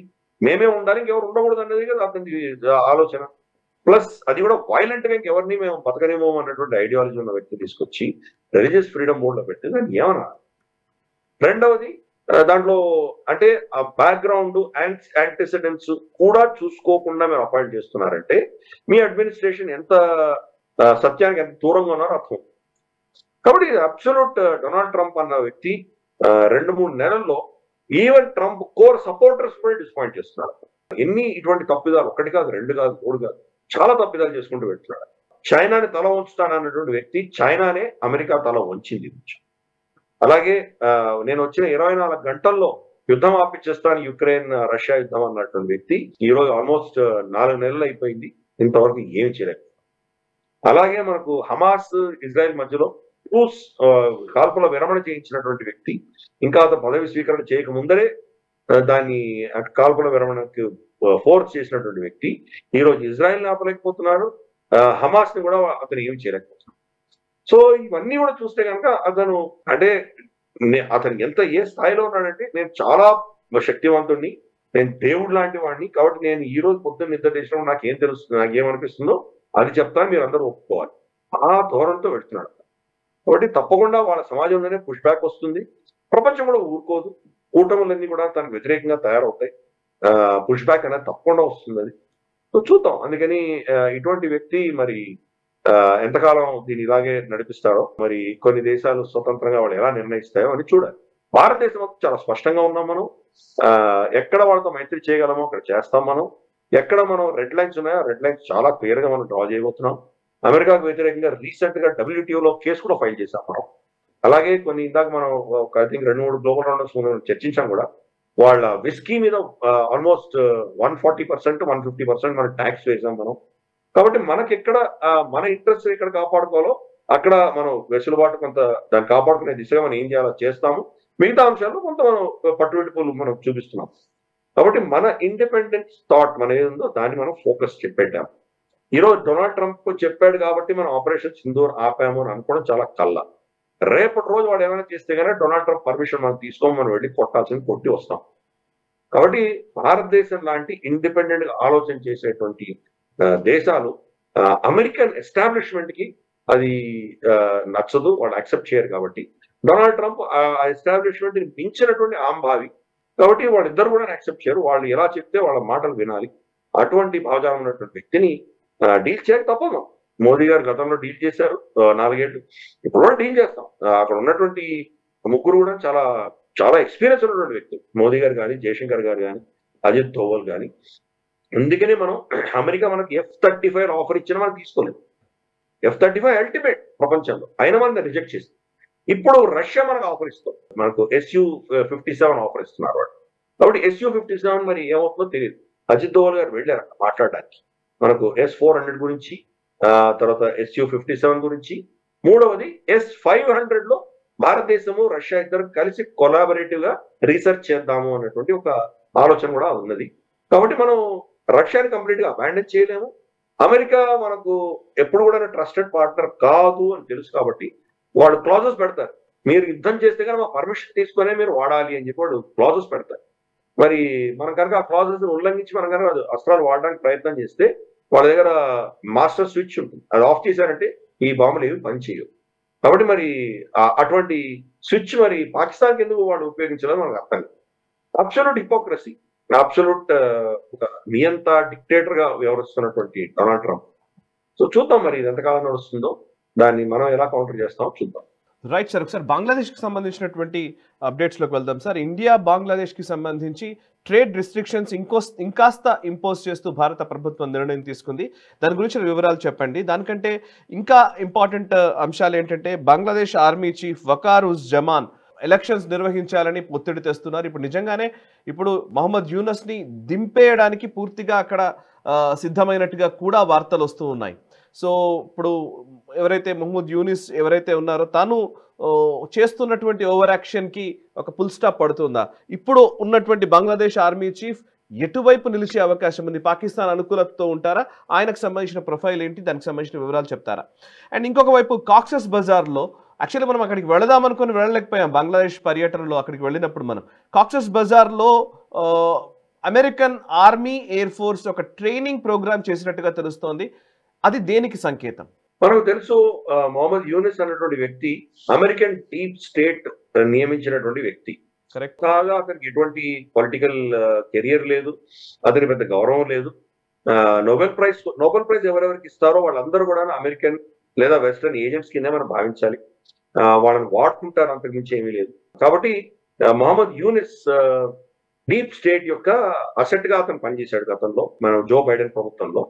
డొనాల్డ్ ట్రంప్ రాగానే ఫస్ట్ లో అతను ఏం చేశాడంటే, ఇవన్నీ నాకు అక్కర్లేదు, నేను చైనాతో యుద్ధం పెట్టుకుంటాను, చాలా వేరే డిఫరెంట్ లో ఆలోచన చేసేవాడు. క్రమేణా అమెరికన్ డీప్ స్టేట్ కావచ్చు, వాళ్ళ ఎస్టాబ్లిష్మెంట్ కావచ్చు, వాళ్ళ పెంటగన్, తర్వాత వాళ్ళ డిఫెన్స్ ఇండస్ట్రియల్ కాంప్లెక్స్ కావచ్చు, అది పుష్ బ్యాక్ చేస్తున్నారు. వాళ్ళు అమెరికన్ ప్రెసిడెంట్ ని కొన్ని అంశాలు మళ్ళీ వాళ్ళ దృష్టికోణం నిర్ణయాలు తీసుకునేట్టుగా పుష్ చేస్తున్నారు. అందుకనే ఈరోజు చూస్తే కనుక కాక్సెస్ బజార్, మనం అక్కడ యాక్చువల్ గా ఆదినాథ్ మందిర్కి వెళదామని అనుకున్నాం మనం.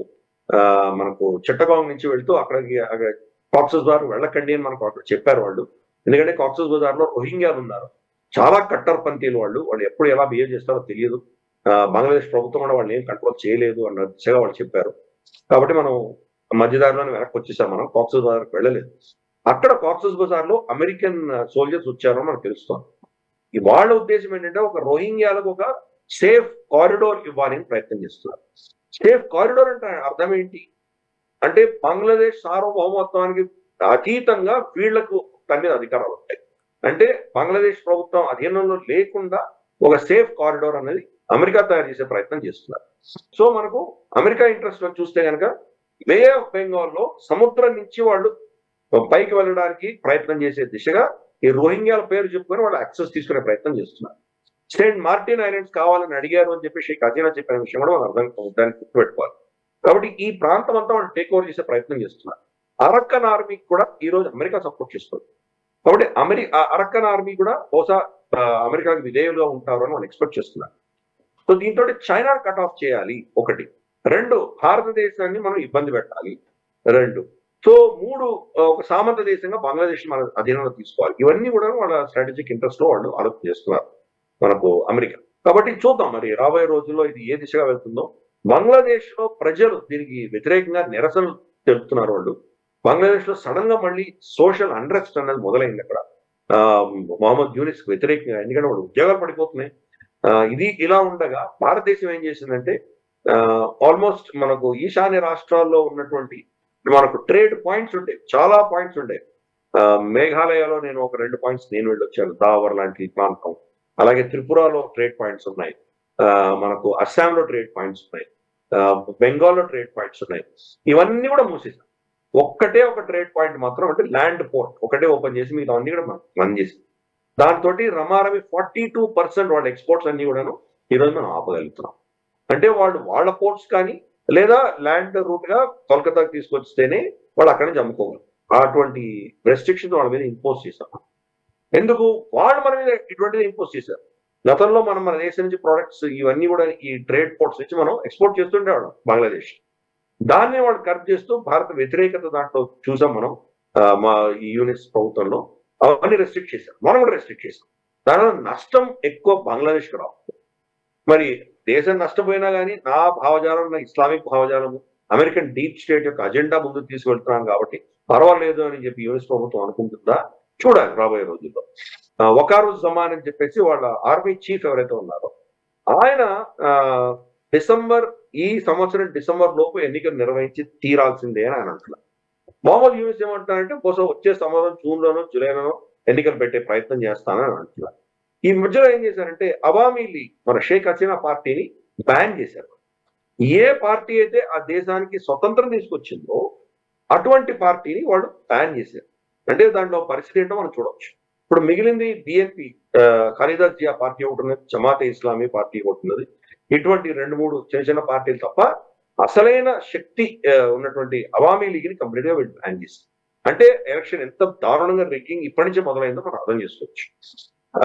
ఈ నేపథ్యంలో వాళ్ళిద్దరి మధ్య ఫ్రిక్షన్ లో బహుశా యూనిస్ రిజైన్ చేసి వెళ్ళిపోతారని, అక్కడి నుంచి ఫ్రాన్స్ కు అక్కడికి వెళ్ళిపోవచ్చేమో అని చెప్పి రూమర్స్ వచ్చాయి. మరి అది ఎంతవరకు సత్యం అని చెప్పి వాళ్ళ అడ్వైజర్ యొక్క సెక్రటరీని అడిగితే ఆయన రిజైన్ చేసేటువంటి సూచనలు ఏమి ఇవ్వలేదు అని చెప్పారు. ఆయన ఒక వాళ్ళ కన్సల్టేటివ్ మీటింగ్, అడ్వైజర్స్ మీటింగ్ ఒకటి కాల్ఫర్ చేశారు ఆయన. మరి దాంట్లో ఏ నిర్ణయాలు తీసుకుంటారో చూద్దాం. ఈ టస్సిల్లో మరి వాళ్ళ ఆర్మీ చీఫ్ ని వీళ్ళు డిస్మిస్ చేస్తారా, లేదా ఆర్మీ చీఫ్ వీళ్ళ యొక్క నిర్ణయాలని బేఖాతరు చేసి వీళ్ళని డిస్మిస్ చేసి ఆయనే ఒక మార్షల్ లా డిక్లేర్ చేసి దానికి ప్రభుత్వం అంతా అతని అధీనంలో తీసుకుంటాడా? ఇది రాబోయే కొన్ని రోజుల్లో ఏదో పెద్ద మార్పు బంగ్లాదేశ్ లో రాబోతున్నది మనకు స్పష్టంగా అర్థమవుతుంది. చూద్దాం ఏ మేరకు జరుగుతుందో. మరి భారతదేశం యొక్క రోల్ ఏంటో మనకు కూడా తెలియట్లేదు. కవర్ట్ గా చాలా సైలెంట్ గా మనం ఏదో చేస్తున్నాము. దీని కథనాలు చాలా ఉన్నాయి. సమాజంలో ఇప్పుడు జరుగుతున్నటువంటి అరెస్ట్ కి వెనకాల కారణం భారతదేశమే, మనమే దాన్ని ప్రేరేపిస్తున్నాము. అలాగే మనకు చికెన్ స్నేక్ దగ్గర ఉన్నటువంటి ప్రాంతం అంతా రాజ్షాహి, ఆ ప్రాంతం అంతా కూడా కోవర్ట్ ఆపరేషన్ చాలా చేస్తుంది భారతదేశం. ఇటువంటి చాలా వీడియోలు ఉన్నాయి, కానీ దాని సత్యాసత్యాలు మనం ఇప్పుడే చెప్పడం చాలా కష్టం. ఎందుకంటే టీఆర్పీల కోసం చాలా మంది చాలా చెప్తారు, మనం ఆథెంటిక్ గా ఇన్ఫర్మేషన్ వస్తే కానీ మనం చెప్పం. ఈవెన్ కోవర్ట్ ఆపరేషన్స్ కూడా మనకు క్రెడిబుల్ ఇన్ఫర్మేషన్ ఇచ్చిన తర్వాత మనం మాట్లాడదాం. ప్రస్తుతానికి ఏదో జరుగుతుంది బంగ్లాదేశ్ లో, పెద్ద మార్పులకు సూచనలు మనకు కనిపిస్తున్నాయి. రాబోయే రోజులు మరి అది ఏ దిశగా వెళ్తుందో చూడాలి. దాంట్లోనే అమెరికా యొక్క ప్రభావం కూడా మనం చూస్తున్నాం అక్కడ, కాక్సస్ బజార్, అలాగే మరి అరక్కన్ ఆర్మీ, అలాగే మనం చూస్తే కనుక బహుశా ఇంకా దాన్ని మనకు మిజోరాం, నాగాలాండ్ ఇక్కడంతా వాళ్ళు ఏం చేయబోతున్నారు, అమెరికా ఇంకా ఎటువంటి విధ్వంసం సృష్టించబోతున్నారు, ఏమైనా ఒక క్రిస్టియన్ దేశం తయారు చేస్తారా, ఏంటి వాళ్ళ ఆలోచన ఏంటి చూద్దాం. అందుకనే భారతదేశం కూడా చాలా క్రూషియల్ గా మనం దీన్ని కాపు కాసున్నాము. అన్ని బార్డర్స్ కూడా సీల్ చేసేసాము. వాళ్ళ ట్రేడ్ ఒకటే బార్డర్ నుంచి మనం పర్మిట్ చేస్తున్నాం. బంగ్లాదేశ్ ఒక ఎమర్జింగ్ స్టోరీ కింద మనం భావించాలి. తొందరగానే మనకు దాంట్లో జరుగుతున్నటువంటి పరిణామాలన్నీ కూడా ఒక పెద్ద ఎత్తున మేజర్ చేంజెస్ మనం చూడబోతున్నాం. సార్, ఒకవైపు బంగ్లాదేశ్ కి సంబంధించి ఇరుగు పొరుగు దేశాల్లో ఉన్న సమస్యలు ఒకవైపు ఉంటే, ఇంకో ఇప్పుడు ఇటువైపే చూస్తే కనుక ఆఫ్ఘనిస్తాన్ కి, పాకిస్తాన్ కి, చైనాకి మధ్య ఒక సుహృద్భావ వాతావరణం వచ్చినట్టుగా చైనా ప్రకటిస్తోంది. మరొక వైపు అదే ఆఫ్ఘనిస్తాన్ తోటి భారతదేశం కూడా సత్సంబంధాలు నెరుపుతోంది. సో చాబహార్ పోర్ట్ నుంచే ముఖ్యంగా ఇంతకుముందు మనం గ్లోబల్ రౌండప్లో డిస్కస్ కూడా చేసాం. ఇంటర్నేషనల్ నార్త్ సౌత్ ట్రాన్స్పోర్ట్ కారిడార్కి సంబంధించి కొంత అడుగులు ముందుకు పడ్డట్టుగా కూడా మనకు తెలుస్తోంది. సో ఇరాన్ నుంచి ఇప్పుడు పాకిస్తాన్ మీద డిపెండ్ కాకుండా చాబహార్ పోర్ట్ని వినియోగించుకోవడానికి ఆఫ్ఘనిస్తాన్ ప్రయత్నాలు చేస్తోంది.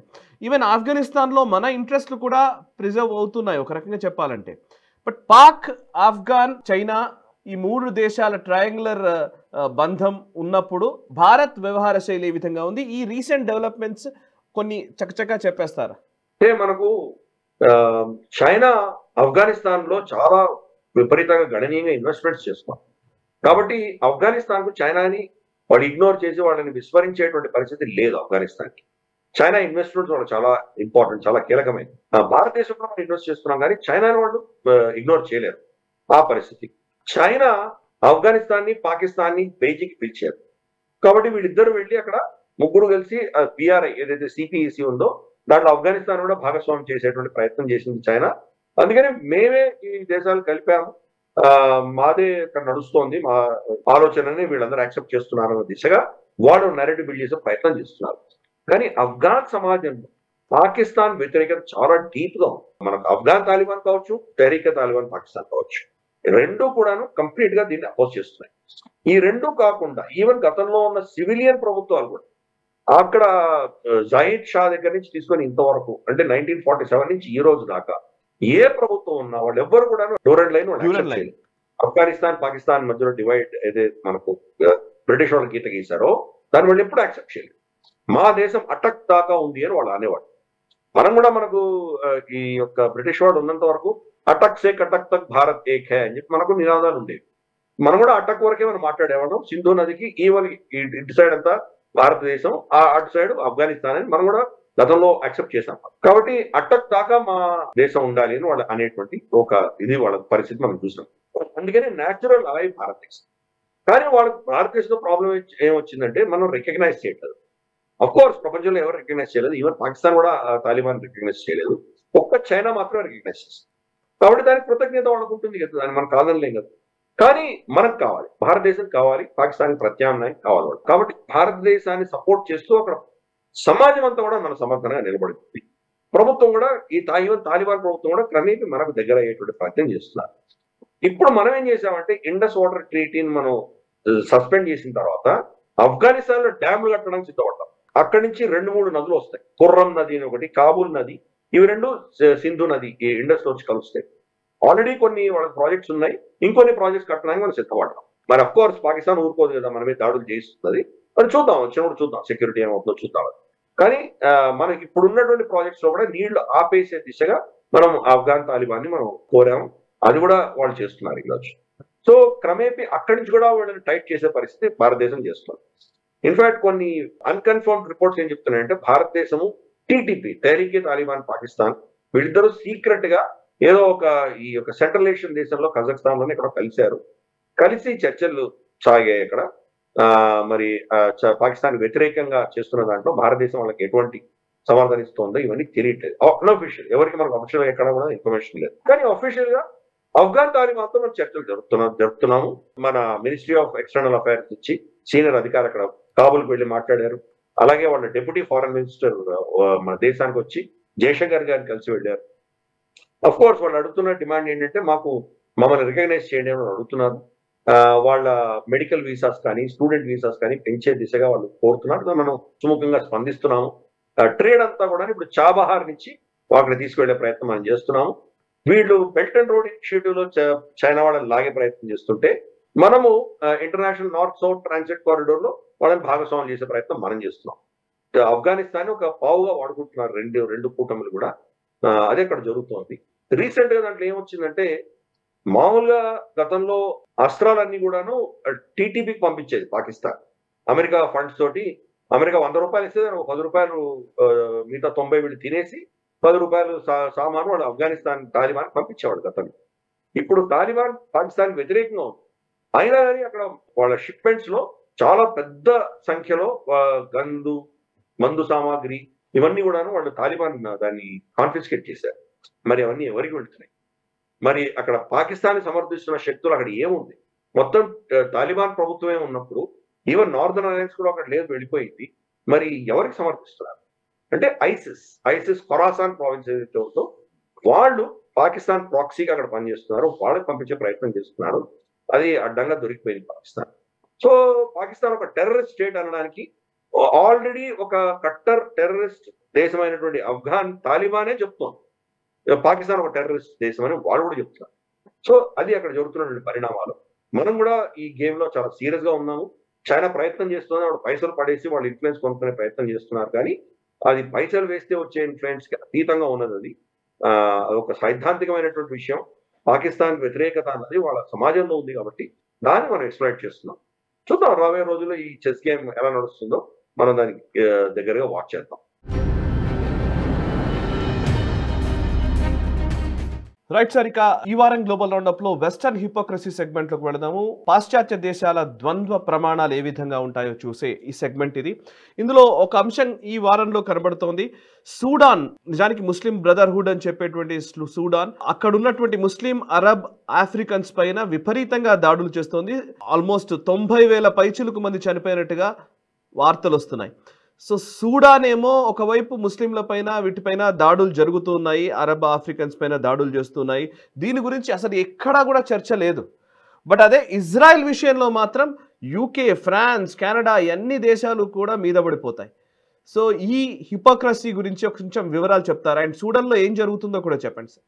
సుడాన్ లో వాళ్ళ ఆర్మీకి తర్వాత పారామిలిటరీ ఫోర్సెస్ మధ్యలో యుద్ధం జరుగుతుంది, సివిల్ వార్ జరుగుతుంది. రమారమి 80-90 వేలు ఎంతమంది చనిపోయారో లెక్కలే లేవు. అంత విధ్వంసం సివిల్ వార్ జరుగుతుంది. అంటే ముస్లింస్ చంపుకుంటున్నారు, దాని గురించి ఎవరు మాట్లాడారు.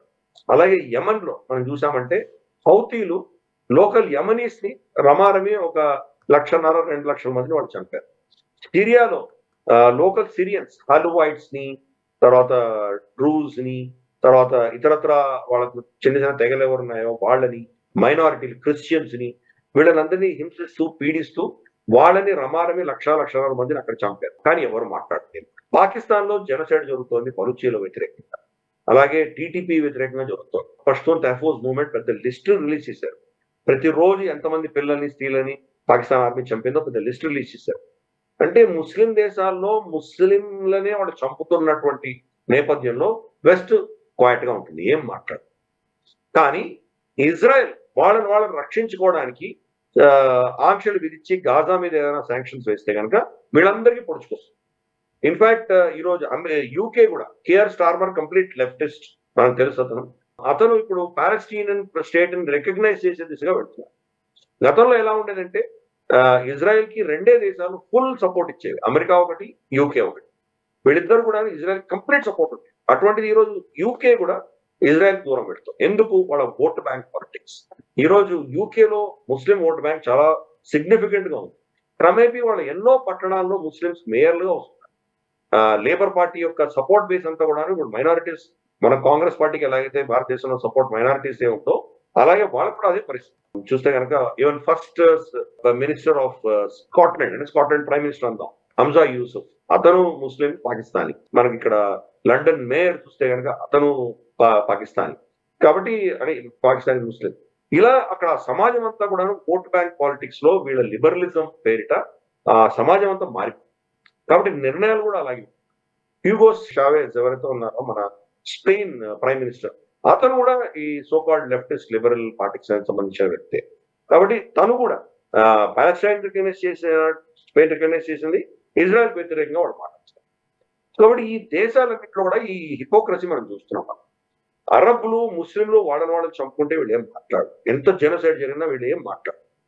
కానీ ఇజ్రాయెల్ వాళ్ళ రక్షణ కోసం వాళ్ళు తీసుకున్న చర్యల్ని వీళ్ళు వ్యతిరేకిస్తారు.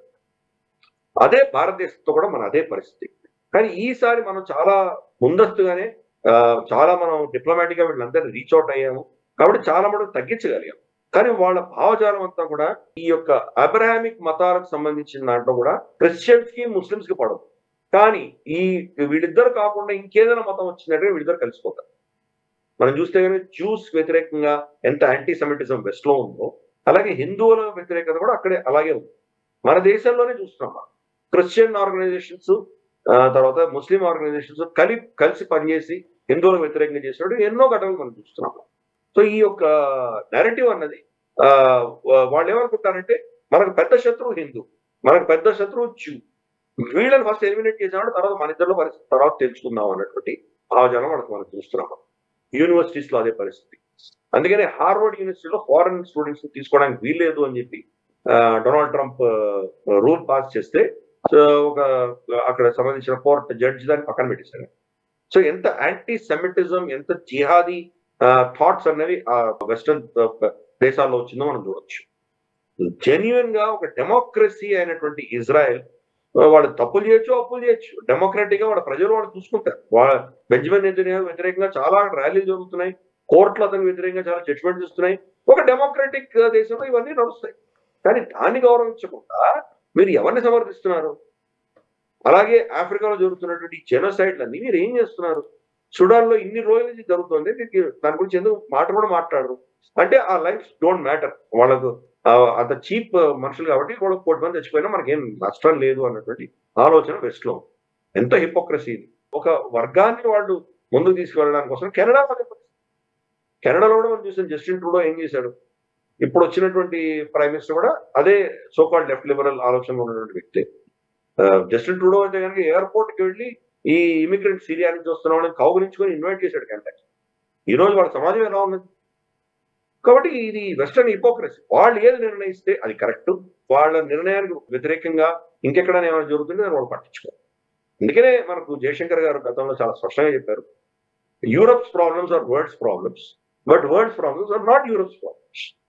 మీలో మీకు ఏమైనా ప్రాబ్లం వస్తే ప్రపంచమంతా దానికి స్పందించాలి. మీకు ఏమైనా కష్టం వస్తే దాన్ని టెర్రరిజం అంటారు. బ్రసెల్స్ లో కానీ, ప్యారిస్ లో కానీ, లండన్ లో కానీ బాంబింగ్ జరిగితే కనుక టెర్రరిజం నడుస్తారు. మా దేశాల్లో జరిగితే కనుక ఇన్సిడెంట్స్ అంటారు, ఫైరింగ్ ఇన్సిడెంట్ అంటారు, అది ఏదో సమ్ ఈవెంట్ హ్యాపెండ్, ఇలా మీరు తప్పించుకునేటువంటి ప్రయత్నం చేస్తారు. అంటే మా జీవితాలు కానీ, మా దేశాలు కానీ మీ కంటికి ఆనవు. మీ దేశము, మీ సమాజమే మీకు చాలా ఇంపార్టెంట్ అన్నది స్పష్టంగా మనకు అర్థమవుతుంది. అంతకంటే హిపోక్రసీ ఏముంది?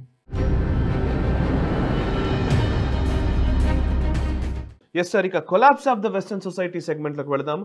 ఇది చాలా ఇంపార్టెంట్ అంశం. ఇది యూకేకి చెందినటువంటి నేషనల్ హెల్త్ సర్వీస్ NHS ఒక కీలక నిర్ణయం తీసుకుంది. ఈ నిర్ణయమే చాలా దరిద్రంగా ఉంది. యాక్చువల్లీ హెల్త్ సర్వీసెస్ అంటేనే వాళ్ళు చేయాల్సిన పని ఏంటి, వీళ్ళు చేస్తున్నది ఏంటి అనిపించేలాగా వీళ్ళు ఏం చెప్తున్నారంటే జెండర్ కన్స్ట్రక్షన్ కిట్ అంట. అంటే ఇప్పుడు నిజానికి జెండర్ మార్చుకున్న వాళ్ళు ఎలాంటి విగ్స్ పెట్టుకోవాలి, లేకపోతే మేకప్ ఎలా ఉండాలి, వీటికి సంబంధించిన ఒక కిట్ని ఇస్తున్న పరిస్థితి కనబడుతుంది ఈ పేషెంట్స్కి, ట్రాన్స్ పేషెంట్స్కి. సో ఒకసారి దీని గురించి డీటెయిల్స్ చెప్తారా సార్? అంటే జెండర్ ఇష్యూస్ అని వ్యక్తిగతమైన విషయం. మనకు కూడా ఇక్కడ మనకు చూసాం, మనం సోకాల్డ్ థర్డ్ జెండర్ అయితే మన దేశంలో ఉన్నారు. అది వ్యక్తిగతమైన నిర్ణయం, ప్రభుత్వం దాంట్లో పెద్దగా జోక్యం చేసుకోదు. ఒక దేశ పౌరుడిగా వాళ్ళకి ఎటువంటి హక్కులు ఉండాలో ఆ హక్కులు ప్రొవైడ్ చేసే దిశగా భారత ప్రభుత్వం ప్రయత్నిస్తుంది. అన్ని మిగతా పురుషులు కానీ, స్త్రీలకు కానీ ఎటువంటి ఆరోగ్య సమస్యలు వస్తాయో అటువంటి ఆరోగ్య సమస్యలకు ప్రభుత్వం ఏం సాయం చేయాలో చేస్తుంది. కానీ దానికి భిన్నంగా యూకేలో ఉన్నటువంటి నేషనల్ హెల్త్ సర్వీస్ వాళ్ళు ఏం చేస్తున్నారంటే జెండర్ కన్స్ట్రక్షన్ కిట్ అని ఒకటి ఇవ్వడం మొదలుపెట్టారు. దీంట్లో ఏంటంటే వాళ్ళ నెయిల్ పాలిష్ ఎలా తీసుకోవాలి, వాళ్ళ ఐ లాషెస్ ఎక్స్టెన్షన్ ఎలా చేయాలి, ఎటువంటి పర్ఫ్యూమ్లు వేసుకోవాలి, అండర్వేర్ ఎటువంటి కరెక్ట్ గా వేసుకోవాలి. అంటే మీరు పురుషాంగాలు ఉండి స్త్రీలుగా వెళ్తున్న వాడు పురుషాంగాన్ని ఎలా కవర్ చేసుకోవాలి, ఎటువంటి అండర్వేర్లు వేసుకోవాలి, ఈ అడ్వైస్ అనేది ప్రభుత్వం ఇస్తుంది. ఎటువంటి ప్రొనౌన్స్ పెట్టుకోవాలి, హీ షీ కాకుండా ఏం పెట్టుకోవాలి, జీ అని చెప్పి, ఫే అని చెప్పి, స్పివాక్ అని ఎటువంటి టర్మ్స్ పెట్టాలని సజెస్ట్ చేయడం, వాళ్ళ శరీరంలో ఏమంటారంటే వెంట్రుకలు రాకుండా ఉండడానికి ఏం చేయాలి, టిప్పులు ఏంటి, అలాగే వాళ్ళలో ఒక ఏంటంటే సెక్షువల్ అపటైట్ ఇంక్రీజ్ అవ్వడానికి ఏం చేయాలి, ఇవన్నీ ప్రభుత్వం చెప్తారు. ప్రభుత్వానికి ఏం సంబంధం ఉందండి? ఈ ట్రాన్స్జెండర్స్ కి ఈ కిట్లన్నీ ఇచ్చి వాళ్ళని ముందుకు తీసుకెళ్లే ప్రయత్నం చేస్తున్నారు. అంటే సమాజంలో స్త్రీ పురుషుడు అన్నటువంటి న్యాచురల్ సెలక్షన్ ఏదైతే ఉందో దాన్ని ధ్వంసం చేసే దిశగా వీళ్ళు ప్రయత్నం చేస్తున్నారు. దానికి ప్రభుత్వాలు మద్దతు పలుకుతున్నాయి. వాళ్ళ ఆరోగ్యం చూడడం వేరే విషయం. వాళ్ళకి ఏదో రోగం వచ్చింది, ఏదో క్యాన్సర్ వచ్చింది, ఏదో కిడ్నీ ఇష్యూస్ ఉన్నాయి, ఏదో ఊపిరితిత్తుల విషయాలు ఉన్నాయి, అందరు మనుషులు వచ్చినట్టు వాళ్ళకు కూడా రావచ్చు. దానికి మీరు ప్రభుత్వం ఏదో చేస్తున్నారంటే అర్థం. ఈ కాస్మెటిక్స్, ఈ జెండర్ ఇష్యూస్ సంబంధించి ప్రభుత్వాలే వాళ్ళని ఎంకరేజ్ చేసి వాళ్ళకి కిట్లు ఇస్తున్నారంటే మరి ఆ సమాజం ఎక్కడికి వెళ్తుంది? అది అంటే అదే పనిగా ఆ సమాజాన్ని చీలిపోయినటువంటి సమాజం, ఏకీకృతంగా సమాజం అంతా ఒక ఏకతాటి మీద నడవకుండా ఉండే దిశగా వీళ్ళు ప్రయత్నాలు చేసి విచ్ఛిన్నమైనటువంటి సమాజాన్ని వాళ్ళు ఈజీగా కంట్రోల్ చేయొచ్చు అన్నటువంటి ఆలోచన ఈ సో కాల్డ్ లెఫ్టిస్టులు ఎవరైతే ఉన్నారో వాళ్ళకు ఉన్నది. కాబట్టి అటువంటి భావజాలాలు తీసుకొచ్చి వెస్ట్ లో ఈ యొక్క ప్రయత్నాన్ని జరుగుతుంది. దానికి ప్రభుత్వం దాని ట్యాక్స్ పేయర్ పైసలతోటి ఇవన్నీ చేస్తున్నారు. ఎంత దారుణమైనటువంటి పరిస్థితి. మరి ఆ సమాజం ఎక్కడికి వెళ్తుంది? ఇదే కానీ కంటిన్యూ అయితే కానీ ఎక్కువ కాలం ఉండదు. మనం అందుకనే ఈ మన గ్లోబల్ రౌండప్ లో ఈ రెండు సెక్షన్స్, వెస్టర్న్ హిపోక్రసీ, తర్వాత కొలాప్స్ ఆఫ్ వెస్టర్న్ సొసైటీ, ఈ రెండు అదే పనిగా చెప్తున్నాం. నాకు తెలిసి తెలుగు మాధ్యమాల్లో ఎక్కడా కూడా ఈ అంశాల గురించి ఎవరు చర్చించట్లేదు. మనం ఆల్మోస్ట్ 1 year మనం అయిపోయింది, 1 year పైనే మనం దీని గురించి చర్చిస్తున్నాం. మనం అక్కడ ఏం జరుగుతుందో అవన్నీ కూడా భారతదేశంలో రిప్లికేట్ అవుతాయి. మనకు తెలియకుండానే మన నెక్స్ట్ తరం వీటిలో ఎలా విక్టిమ్స్ అయిపోయారో మనకు తెలియకుండానే మనం ఇవన్నీ జరుగుతున్నాయి. నిజంగా మనకు తల్లిదండ్రులకి ఎన్ని విషయాలు తెలుసో, టీచర్లకు ఎన్ని విషయాలు తెలుసో, ఇవన్నీ కూడా పెద్ద ప్రశ్నలు. అందుకని ఇది తెలుసుకోవాలి. వెస్టర్న్ సొసైటీ ఎందుకు కొలాప్స్ అవుతుంది, అటువంటి దుస్థితి మన దేశానికి మన సమాజానికి పట్టకూడదు అని తెలుసుకోవడం కోసం మనం ఈ ప్రయత్నం చేస్తున్నాము. కాబట్టి మనం చెప్పగలిగింది ఒకటి, తస్మాత్ జాగ్రత్త. Yes sir, thank you very much sir. Giridhar గారు చాలా విషయాలు మనం డిస్కస్ చేశాము. Thank you very much sir. ఈ వారం జరిగినటువంటి అంతర్జాతీయ పరిణామాలపై గిరిధర్ గారి విశ్లేషణ విన్నారు కదా. ఇది 198వ ఎపిసోడ్. ఈ ఎపిసోడ్ నచ్చినట్టయితే వెంటనే లైక్ చేయండి, 10 మందికి షేర్ చేయండి. మీ కమెంట్స్ ద్వారా మీ అభిప్రాయాలు మాతో పంచుకోండి. మనసా వాచా కర్మణ దేశహితం కోసం పరితపించే నేషనలిస్ట్ గ్రూప్ ఆఫ్ ఛానల్స్ని సబ్స్క్రైబ్ చేసుకుని జాతీయవాద జర్నలిజాన్ని ప్రోత్సహించండి. Thank you very much. ఈ వీడియో మీకు నచ్చినట్టయితే లైక్ చేయండి, 10 మందికి షేర్ చేయండి. అలాగే కామెంట్ల రూపంలో మీ అభిప్రాయాలను మాతో పంచుకోండి. Nationalist hub group of channels ను సబ్స్క్రైబ్ చేసుకుని తెలుగునాట జాతీయవాద జర్నలిజాన్ని ప్రోత్సహించండి. ఈ వీడియో కింద ఉన్న బెల్ ఐకాన్ పై క్లిక్ చేయడం మర్చిపోవద్దు.